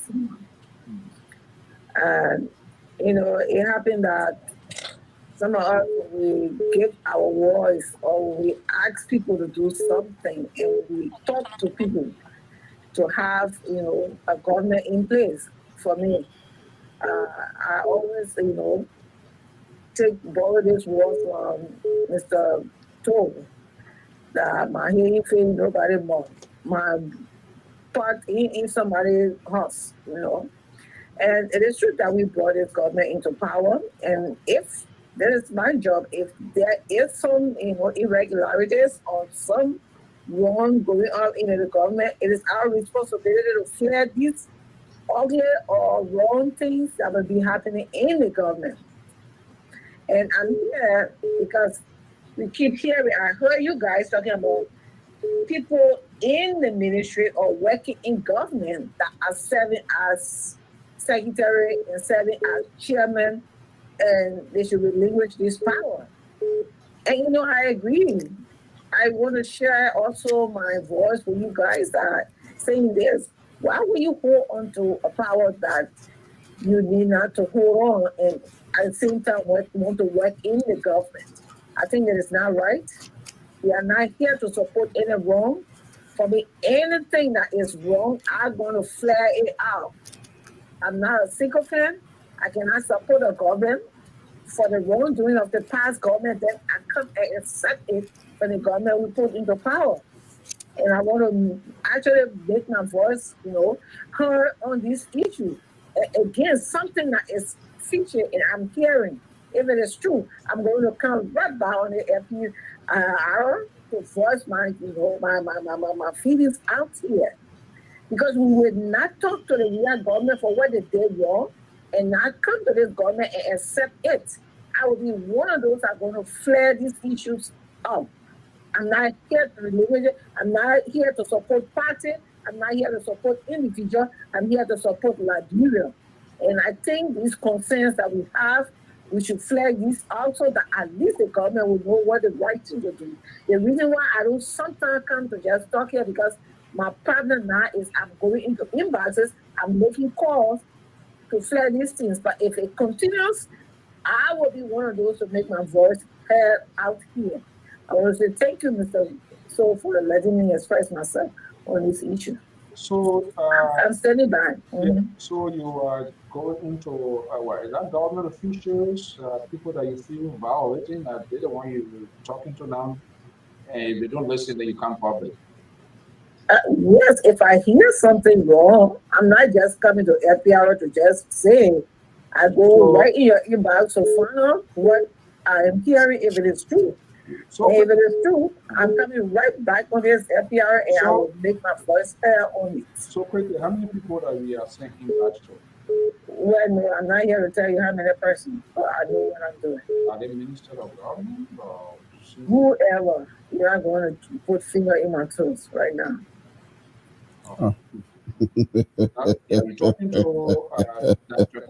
That's why those of us that support the Baka, we're not here. You're not going to run us out, Mr. Soul. Why you gotta do it in the 1 year again? Yeah, but you're not gonna try to try to make her feel like what we should be eating coral right now. No, she spoke her mind. She's not on the witness stand, and then she said, "What? So, let you know, do your job. Do your job. Leave her." Fair enough, Mr. Too. Fair enough. I'm here. I'm like I said, madam, I'm I here. won't say that. I say Mr. Too thing. I ain't saying nobody Yeah, exactly. Nobody else. Mr. So get Chinese phone, you just remember that one. How long is it on the army? Thank you so much. When John said one thing with King John from under the army. That's Okay. we can put you in it, we can dress our door. When you bring you outside, you disrespect me, I will dress you right outside. All right, thank you very much. But I think it's good. People should speak out when it needs to be spoken. Terry, go quickly to your point. I think you were saying then call on me. Terry, I think you were saying something about just in that call, and then in that time, call came into it. That has to do with you were getting to your own talking point. You get this. Are you Muted? Terry, you're muted though. Terry, muted. You're on mute. I didn't, man. Yeah. Oh, okay. You're not having issue. Okay. So, well, let's put you on. We almost introduced to the time. Yeah. Oh, he's back. I think it was Mr. Nami. Yeah, Terry, are you hearing me now? You want me? Yeah. Okay. Yeah. Carry on. You were making your point when the call came. Yeah. So I think Labor has a point, right? The only thing I have problem with is you that mean when he tells Dr. Jones not to come and practice a PhD here, that's what you mean he has a point? I was waiting for the moderator to give Dr. Jones a chance. Well, that is not. I'm not in that fry. That Labor fry. I don't want to jump inside.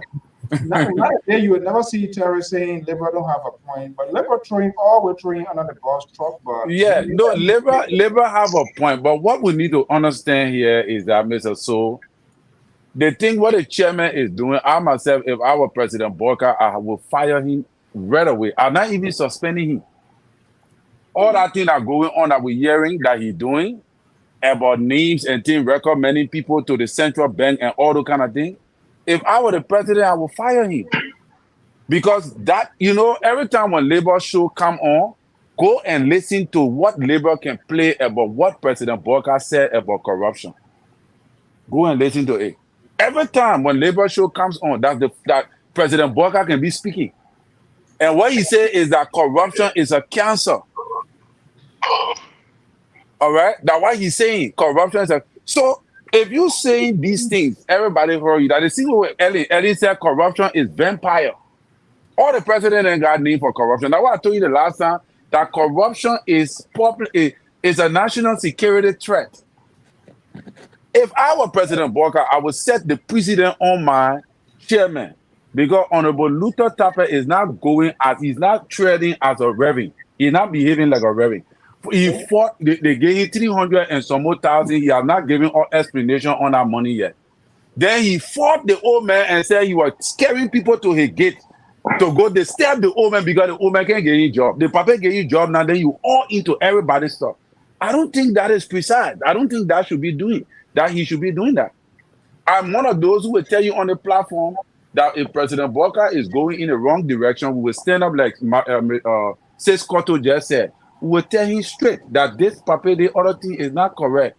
Luther Tapper, if I were President Borka, and I found out that is what the propaganda order is true, I would set an example on Luther Tapper by firing him immediately. He can go to any media and say anything about me. I will fire him. That's my own stand on that particular thing. So Terry, thank you, Terry. I have a question for you, Terry. I'm on a witness stand right away, Mr. Number. Right now, you're on a witness stand. That's question. I don't disagree with your input. I think the chairman really is, he's out of sync with to me. But then what do you say about the rest of the party members? I mean, it had to take the rank and file. They were at the party office, I think, a week or so ago, calling on the party leaders who are also in government, that they were in breach of the code of conduct. They specifically named the chairman, the secretary general, who is now at LPROC, and a number of other people. And the president has done nothing about it. I mean, the ombudsman has been seated now. I mean, to follow up with what you're saying, that too is a transgression, and the president has said nothing about it. The people who are in government are not supposed to be in politics. You can be the party chair and be in government, or you can be the secretary general and be, or you can be the spokesman and be a water and sewer. And we see all these things going on. So who responsible? Who responsible to enforce that? That what the legislature is there for. They are the one who enacted this into law. The code of conduct. They made that law, so they have the right and the power to make sure that that law the president reserved the right to fire the chairman if what they're saying is true. How is that different from the other ones? No, actually, for that other position of the secretary, I agree with you. All these things I expect for President Walker to address it. This is why the legs of Tewan Gonglo, the camp of Tewan Gonglo, are honor the position of the LP. Tewan Gonglo is from the progressive camp. I hope you know that. I know. Tewan Gonglo, his parties just spoke, and other parties reprimanding the president, even though they're giving the president his flowers, at the same time they're reprimanding him. Those are welcoming news for our government, because it shows that people are listening, people are seeing your mistakes, and people want to help to rectify them. It is up to our government now to not make us shame, to take the necessary action according to all of the lapses that have been highlighted. If you don't do that now, then I can guarantee you 1 year from now, his government he's gonna have unrest, because Mr. Soapy, let me come in here. There will be a high level of criticism. High level of criticism. All right. The clock says it's moving so fast. Yeah, go ahead quickly, Jones. Not Jones. And then If you call me Jay, you gotta put a data in front of it. But let me say this quickly. I blame the Liberty Party as a political institution. It's a simple fix. What the chairman needs to do, along with the other members of the executive committee, is to call for extraordinary convention of the United Party to pick new corps of officers to replace those who are in government. Because they have a constitution, these people are elected for a set amount of time. After that time expires, then you pick new people. But these are, extraordinary circumstances. So as such, you call for extraordinary sitting and you elect new corps of officers, and that fixes the issue. So this whole thing is just a United Party lapse. They should be able to sit, elect new people to replace these people. Oluto Tapa is not doing anything wrong, because right now he's serving a dual role. He's serving on the board of the NPA, but also he's the party chairman. And when people want position who are party, stalwarts, they go to the chairman. Chairman, I want another position. Qualify as my CV. Please talk to the old man for me. And as party chairman, you got to make sure the party, the partisans are happy, and you're doing the work of the party. You're serving the party's best interest. So he's not doing anything wrong by, putting forward people who he feel are going to further, the ideology of the political party or the political institution. Because I was he did. So that was making no, that's what political institutions are there for. You go into a political institution with an ideology. If your ideology commiserate with that political institution, when you get into government, then you put hold on, Terry. When you get into government, then you put it into practice. People who are Democrats are not going to government because they want small government. They want social safety nets for the public. They want people to be taken care of. They want Medicaid. They want health care for people. That's the ideology. When they get in, they want to protect women's rights. So if you go into government, what you say now, you don't carry the party policy anymore because you're serving in government. No, you further that policy and that ideology once you're in government. So the chairman is looking for people who have the party ideology to further the party, the party's policy while they're in government. Nothing So he's wrong with supposed to send parties All into right. CBL. Let's leave it there. Dr. Jones, Yeah. should the party chairman go? Well, first of all, we need to review the party policy, the party constitutions. What the party constitution says. It says that when you are a party person, you should not have slot in government. His Excellency Joseph Boakai, he's an experienced man. He's been behind the scene for 40 years. Yet he appointed the Secretary General to a strategic position. So I think he's a wise man. He knows what he's doing. But the question to the panelists here is that is it a violation? If the answer is yes, then you guys got to point at the laws that says the party chairman don't have the right to work in government and you don't have the right to recommend people for a slot, because I want to be on the side of the law. Thank you. It's a violation of the party's constitution, but not the law of the Republic of Liberia. And the law of the Republic of Liberia supersedes the party constitution. Can you please cite the portion of the party constitution? Because I know everything is wrecked in our country. From political party constitution and ethic, everything is wrecked in our country. So can you quote a specific portion of the party constitution that says a party hierarchy cannot be appointed in government or recommend someone for a job to the president? Thank you. I get my PhD, so I don't have an encyclopedic memory. But if you give me 10 minutes tomorrow, I will look it up and I can tell you. So, okay, thank you. Okay, so yeah, quickly here. I'll come to the level, but let me come to Mr. Nambu here. We are already running time. Mali is towing the red meat smartly. He's being political. For once. To the supporter of the White Guy wing on this network, the likes of Terry and that of Relabor, you see the words he used, very key words, experience. Is President White Guy is aware of the constitution of the party. And if he knows the constitution, is he violating the constitution of the party or not? So what their own handbook said. But I think liberal as a strong committee, apparently you has an answer. But maybe I feel that you have a layer to add onto what Dr. Jones experienced 40 years plus on his belt. Why didn't allow this to happen on his watch? Right. So how can we validate that 40 years into reality? Those are things I'm saying. But I know you want to add a layer on it, then the liberal will have a chance to respond.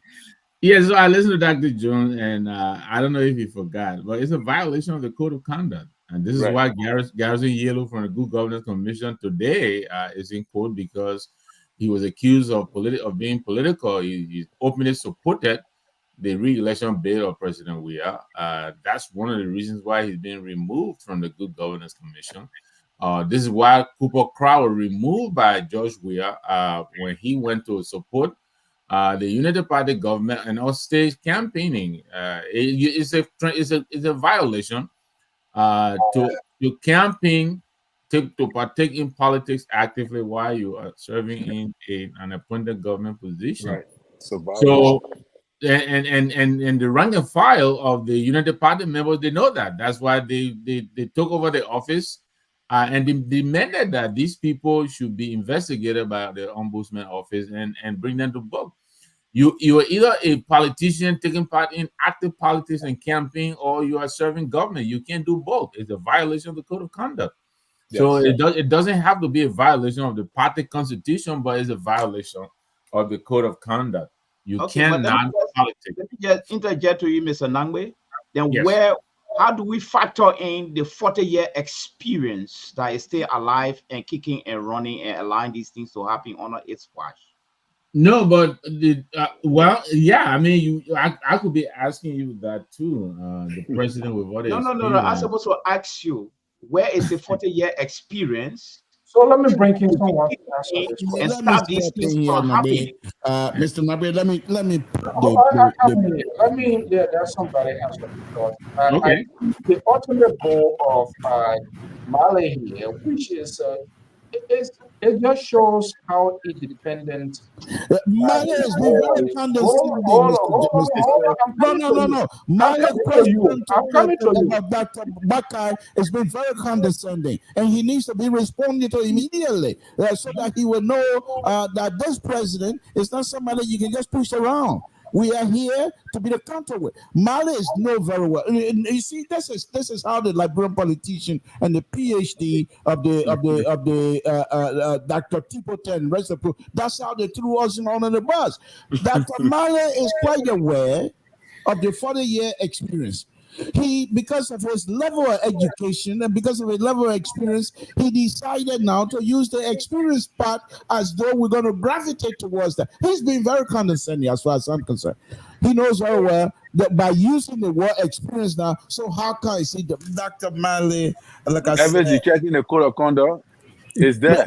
Yeah, well, that's what I'm getting ready to help him on. Dr. Mali, look, there's certain things in these type of conversation. When someone trusts you, you have to be truthful. Even if President Baka asks you to be ahead of certain things, oh man, I've already. Do you want me to resign from the chairmanship? Have that conversation with the president. That them set you apart as the honest person. And the old man will say, oh, you know what? I'd like for you to have this party still. So maybe we'll do well. Those are the kind of conversation you're going to have. But because of their own seriousness, they continue to show those kinds of stuff. And you're going to come here and say, because America, can I add to what Labor said, Mr. Let me finish. No, what the Labor saying is Joseph Rutherford. He knew the man was chairman of the party, and he stayed appointed into that position instead of taking him from the chairmanship first. I want to go to the CDC. Dr. Mr. So, may I wrap up, please? So, Dr. Mali, what I want to say to you is this. This is not time for you to come and send and want us to believe that you are truly from Lofa County now. No, you are from Grand G. Stay there. We don't need you.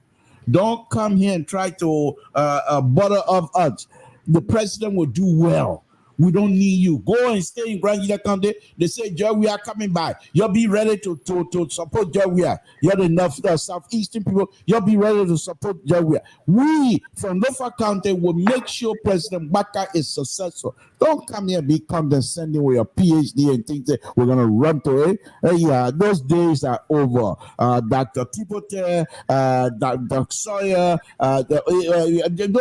you can't bring it here. This is not. This is. Isn't he from Total? He not give a breath right away. Black in the room for Total. He get into it. No, Mr. So. So the question, Terry. No, respond, Terry.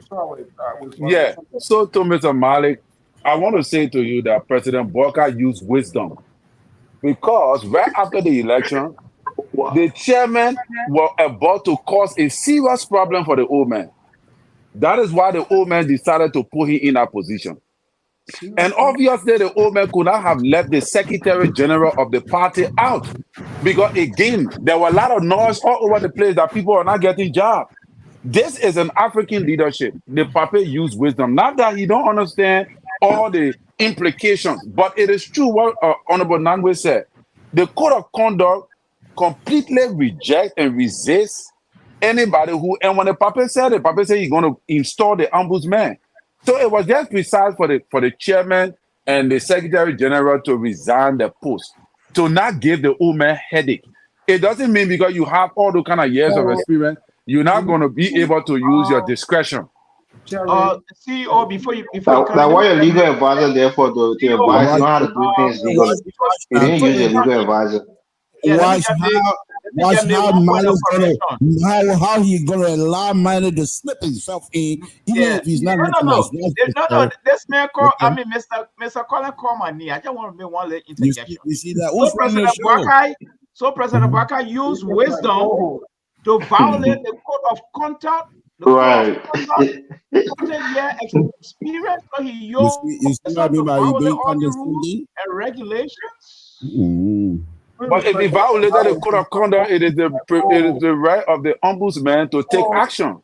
So you're No, but this is a man. He's guarding the government. He's guarding our society as an elderly man in the society. He comes with 40-year experience, and he's using wisdom to violate the code of conduct. Damn. He's not using wisdom to violate the code of conduct. In a political setting like Liberia, there are certain things that you have to do in order to keep your base under control. He's applying wisdom. So violation is one of them, right? Violation is He's wisdom not now. violating the code of conduct. But not violating the code of conduct. There's no way to defend. You just say it's a violation for the man to serve in two positions. Joseph Bogai put them into the second position. No, what I'm saying is, anyway, go ahead, Mr. So. Sorry for trying to interrupt your show because every. No, but everyone needs to understand that Jones is my co-host, so he can. Oh, I see why he brought labor bottle tonight. He brought labor bottle. He got labor background. Everything. You realize what happened tonight? Dr. Jones came with a questions, a real lamb juice. Have you seen bottle with the liquor tonight? The bottle disappeared. So Dr. Jones came prepared to neutralize. Labor, you gotta be careful with Dr. Jones. You gotta be. On a serious note, Mr. Lamb saying, you listen to Jericho's, you listen to liberal, and they are saying, they mounted where it needs a tapered mounted tension, and they do not want to kill this and that. If you are literally telling me that's the same thing Jefferson Koji was doing, because George, we had never wanted tension. So Jefferson Koji were marching here and there. The liberals in the bottle, are you start drinking your own baby bottle now? That you start on it. My own water, and I get a bottle where you go. Yeah. No, on a serious note, look at the argument of Liberal. Dr. Jones really put them on literally on firing squad here tonight. They came answer. Terry came to rescue. He too got drowned into it. They came home, the women and the people doing full tension. So you guys are telling us it was the same tension that we were crying yesterday with Jefferson Cody, Nathaniel Maggie. Why would you people, Samson told Terry, why would you guys behave like this to our country? Mr. Namble, do you see what you guys are doing? You know, Mr. So I'm really I'm taking it back here, and I know our religious man on set here. I'm sure he himself knows God doesn't like. I see why we have no congregation here, church again. The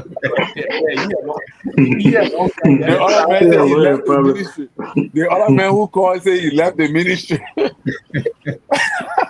I see why people run away from your service. Thank God Jerry Parker is not here. No, but according to the gentleman yesterday, he said Terry is, was really doing good as preacher. But I'm still doing my work.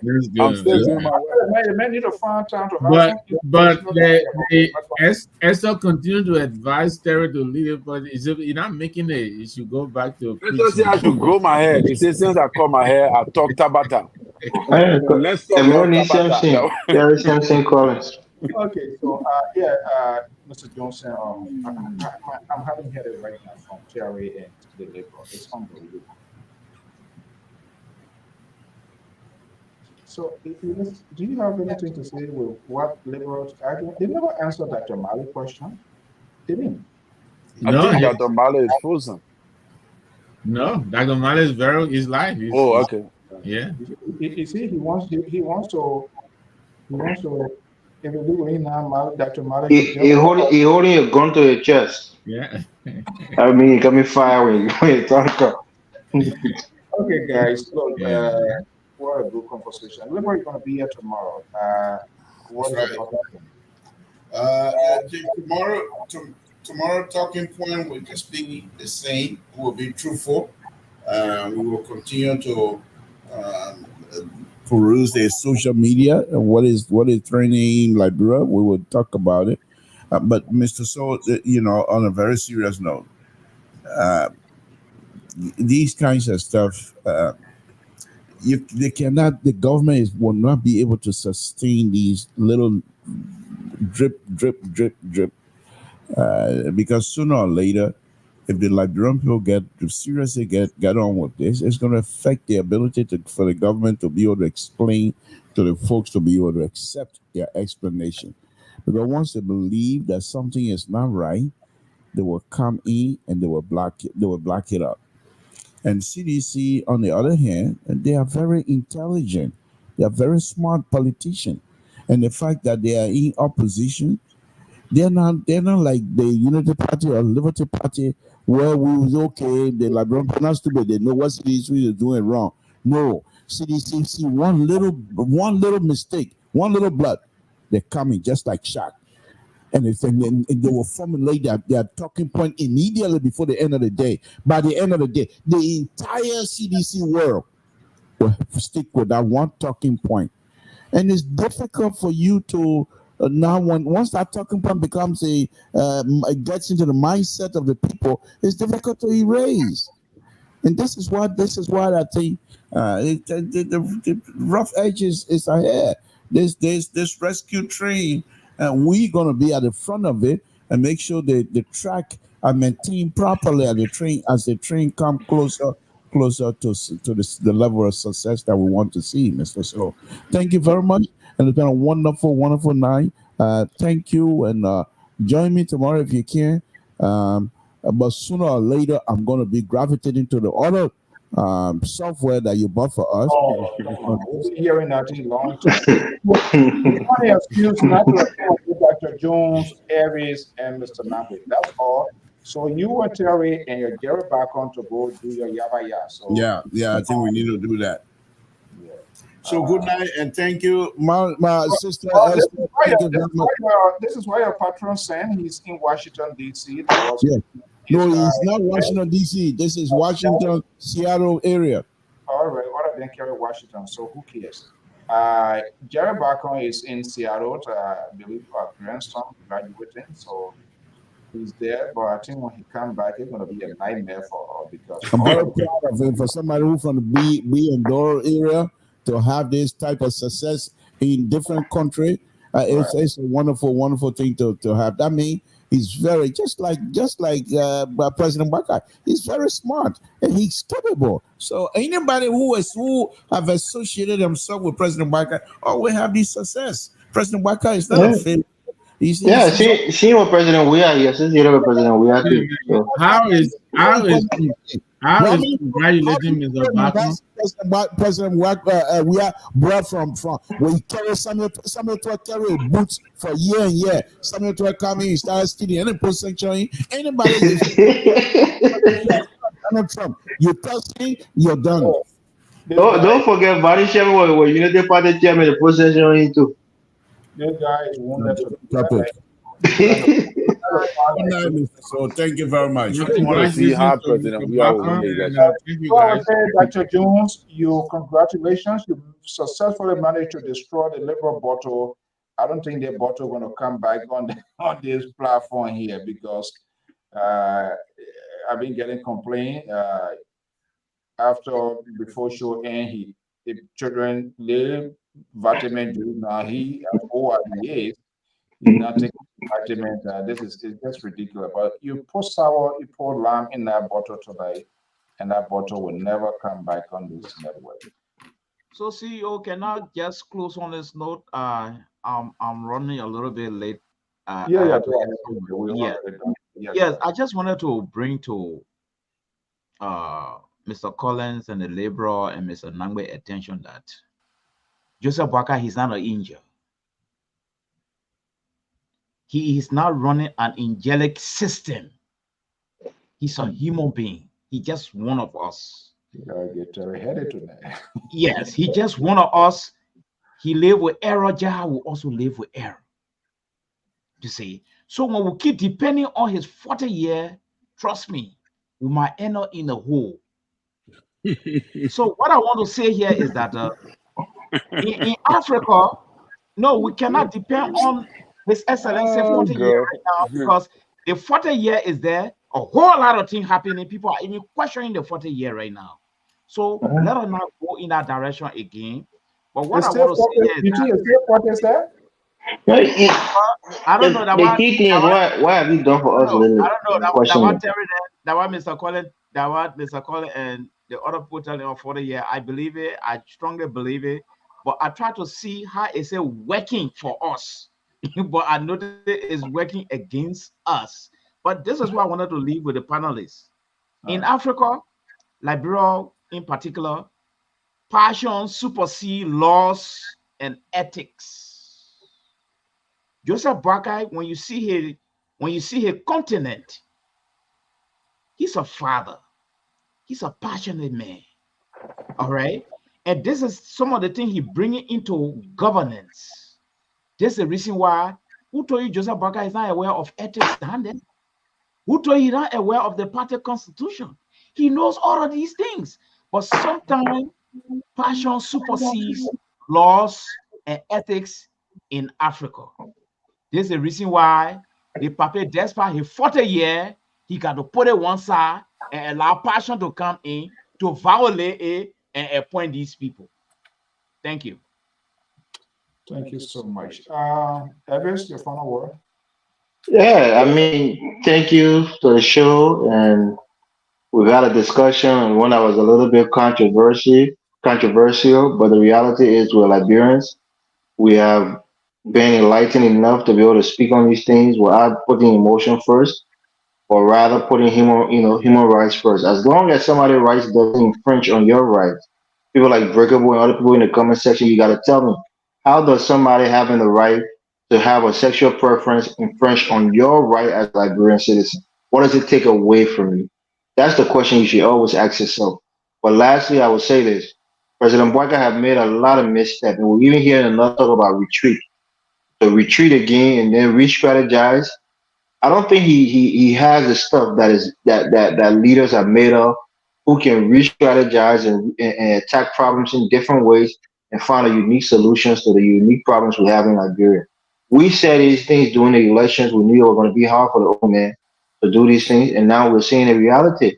I hear Terry or Mr. Todd talking about in 2 years' time, you're more the people that are there right now and put new people in to come rescue the country. I mean, it's complete tabata because the reality is rescue is immediate. It's right now. You got to do it the first time and get it right the first time. You have 40 years, you have 12 years to prepare yourself, and you came and you're making blunders after blunders. That's an embarrassment to his age and his experience. We will see it little by little, and he will expose himself as time goes by. Thank you. All right, Terry, 1 minute quick. Yeah, Mr. So, I don't know when what his name ever said that, oh, it's not going to take anything from us by having gay. If somebody try to be who they are, you don't understand the implication of the LGBTQ community. It's a huge community all by itself. It comes with a whole package that you don't understand. First of all, you talk about, oh yeah, it is something is human and it has been proven. The person who have the sense to be attracted to another man, the danger of that in our society is that what happens is that the person who feel that way will start to move towards men who don't feel that way. And they will try to convince men who don't feel that way. And the men who don't feel that way, when they start to get involved with that, it become addictive. And then it start to spread. It start to spread. And this is why it become, it become pragmatic. It become a way where they start teaching it now to the children in the school. And then they change pronouns and nouns so that it can be admissible into your society. So it's not even about human rights value, because on our laws, we have laws that say if somebody is harassed or beaten or killed, they should be punished for that. So don't tell me about, the people, nobody's supposed to even harass or kill somebody. If you find out that the man is trying to have an affair, there's a girl in our society now that she call herself woman, she get her girlfriend, she can be all on Facebook. Why nobody beat her or kill her? But when you make those kind of things a law, there's a possibility that it will spread in our society and go beyond. With the aspect of President Boakai, I am 100% convinced that President Boakai would deliver Liberia on a very good footing, beyond way beyond a lot of political leaders. And for most of the seditions, I don't know how they bringing President we are back in power. I really don't know. I've been observing. I don't see right now. Joel is gone. The MPP have left, and in order for you to be able to maintain, I mean, to come back to power, CDC have never won election all by themselves. Go and check the result. They had to merge with the MPP before they could win election. So if MPP is leaving, then who's going to come to join them for them to propel them? And that is the mistake that the sedition always made. They say, oh, President, we are popular. President, we are popularity. President, we have been popular. He never won election by himself. He have never won. And that is what they have been thinking. All along, they always feel that because President, we are popular, that one may. No, President Joe Burker, who was not more popular than President we are, came and flocked him by strategies. Elections is strategy. What will make you to win tomorrow is strategy. And the strategy you need to install is to emerge with other political parties and maintain the relationship. Does CDC have that capacity? Who will be willing to work with them? Who will be willing to work with them? Nobody. Because they don't keep 5 years away, Terry. Do you 5 years have away. money? Yeah, it's 5 years away. But when you have money to sustain yourself and sustain relationships with other political institutions? No, I tell you straight no. So within the next 5 years, CDC will not be able to stand to win elections in Liberia. The So man all those spent things 12 years in opposition and can't win election at that 5 years. You can't make it. You don't who win. said 12 years? He stayed Joe, 12 we years, are but he in had to opposition for emerge. 12 years and He can't had to win election. emerge with MPP to win Gentlemen, with all the popularity. gentlemen. They're not Terry, just popularity emotional, wins man. election. That's strategy. Leave it for tomorrow. Strategy. Yeah. So thank you very much. We are sure that President Boga will deliver. Thank you, Mr. So. Yeah, like Mr. Nambe made his point. I think Yeah. all people attention. Yeah, I know. We thank you very much for tonight for the show, and thank you to the audience. They've been very interactive tonight. But the question of same-sex relationship is a very difficult question, and it will take time for us to address it. But I think what not to do is to treat the question with a whack-a-mole. Every time it pops his head up, we take the hammer. And I don't think that's going to solve the problem. It's a difficult question, as I said, and there are no easy answers, but it's not going to go away. That's a question we have to learn to address. The question of the retreats, I read what Senator Amara Connell wrote. He's one person who I thought kind of was trying figuring out,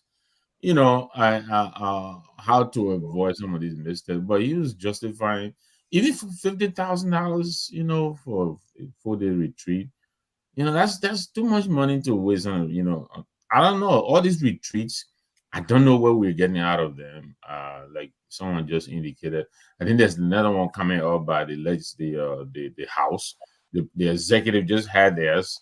I'm sure the judiciary will soon go for the retreat and all of that. I mean, yeah, what are we getting out of these retreats? So I don't know.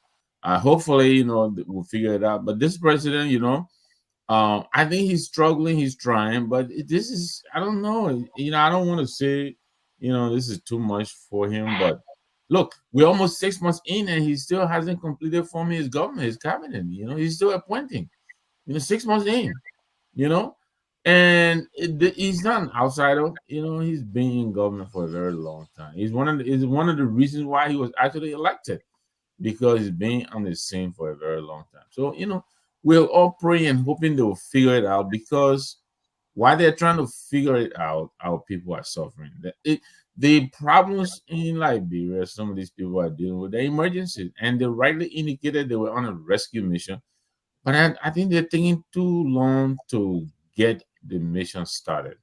So we're urging the government to get it together. If it will be the retreat that will help, then hopefully the retreat should help. But other than that, if the retreats are not producing any result, what is the point of these retreats? So much money that could be put to other use. I don't know what has happened to the DEA question. I don't know. Everything is passed on to a committee, from the BMI thing to the inaugural to the Armed Forces Day. So it's just so much missteps, as others have already indicated. We hope they'll figure it out quickly. Thank you for the Thank you so much, guys. Have a All right. Good night, guys. bye-bye. Good night, Mr. So. Thank you. Yeah.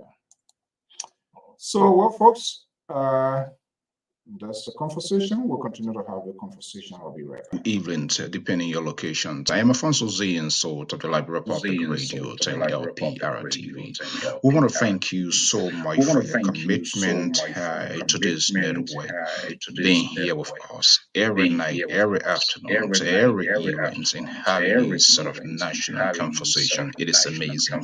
It is only because of you, your courage, your resilience, and for the love overall, for the love of your country. You are not just here for us to see us while we talk, while we agree, while we do not disagree with, but ultimately to see the growth of your country. We want to thank you so much. We are thrilled, we are overwhelmed of your commitment to this network. All of you, whether you agree or disagree with us, by virtue of the fact that you are here every evening, every time we are on, it is a clear indication that we are all in here, regardless of our political background, for the good of the country.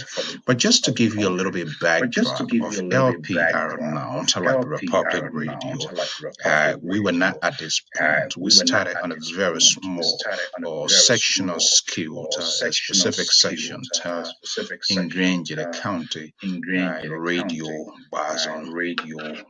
As I will begin to push forward, we transition to voice of GD. And there's a tendency of saying that you always want to excel in whatever thing you want to do. And we found out how we were growing, our voices were being heard, but certain segment was still eliminated. And so the conversations started. But I tell you, it wasn't an easy one, though. From one to another, and we were trying to take a little bigger approach, and that is the Liberia Public Radio. One of the person that have this sort of apprehension as to where the leadership was driving this network is usual. It's still here. It's a liberal progressive. Not that he was against him, but he was speaking from his liberal point of view, which we also took into consideration.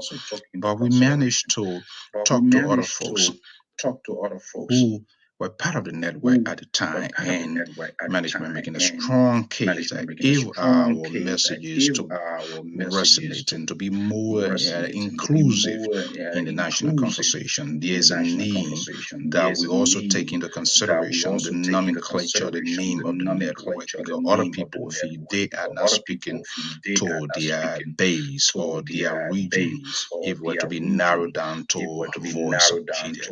And so ultimately we came to a decision, and the name Liberia Public Radio, boom, it just came to mind because I'm a strong follower, and not just follower, donor to the National Public Radio, which is not controlled by national government, but the citizens' right goes there and express their views and their opinions. And that I found it very, very much interesting. And the other challenge was to make sure that its domain name is available.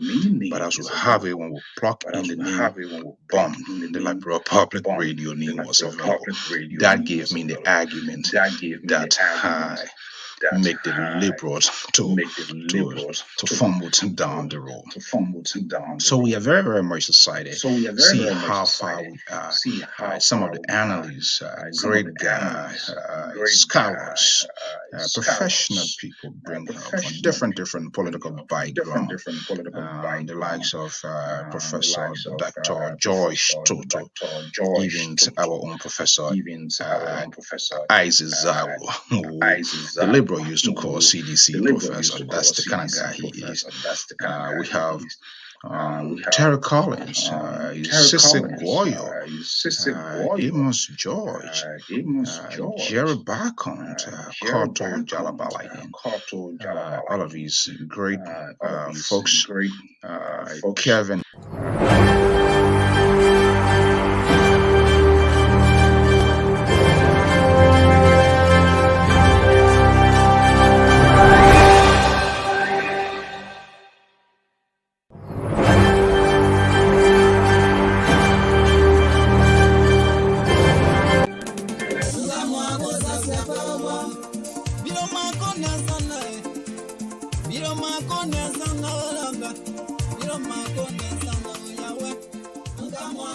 Do you want to share your events with the world? Why not contact us? We are Liberia Public Radio, FPR. We are the specialists in advertisements, commercials, radio and TV services. We have the professionals that can help you sell your products and provide live coverage of all events, such as weddings, conventions, graduations, reunions, anniversaries, sports, birthdays, baby showers, religious activities, funerals, and many more. Take your phone right now and call any of the following numbers: 682-433-8802, 267-648-6089, 484-786-3337, or 916-533-2048. Our customer service representatives are waiting to take your calls and give you the needed assistance. It is LPR, the home of excellent media services, and your friends in business. I just wanna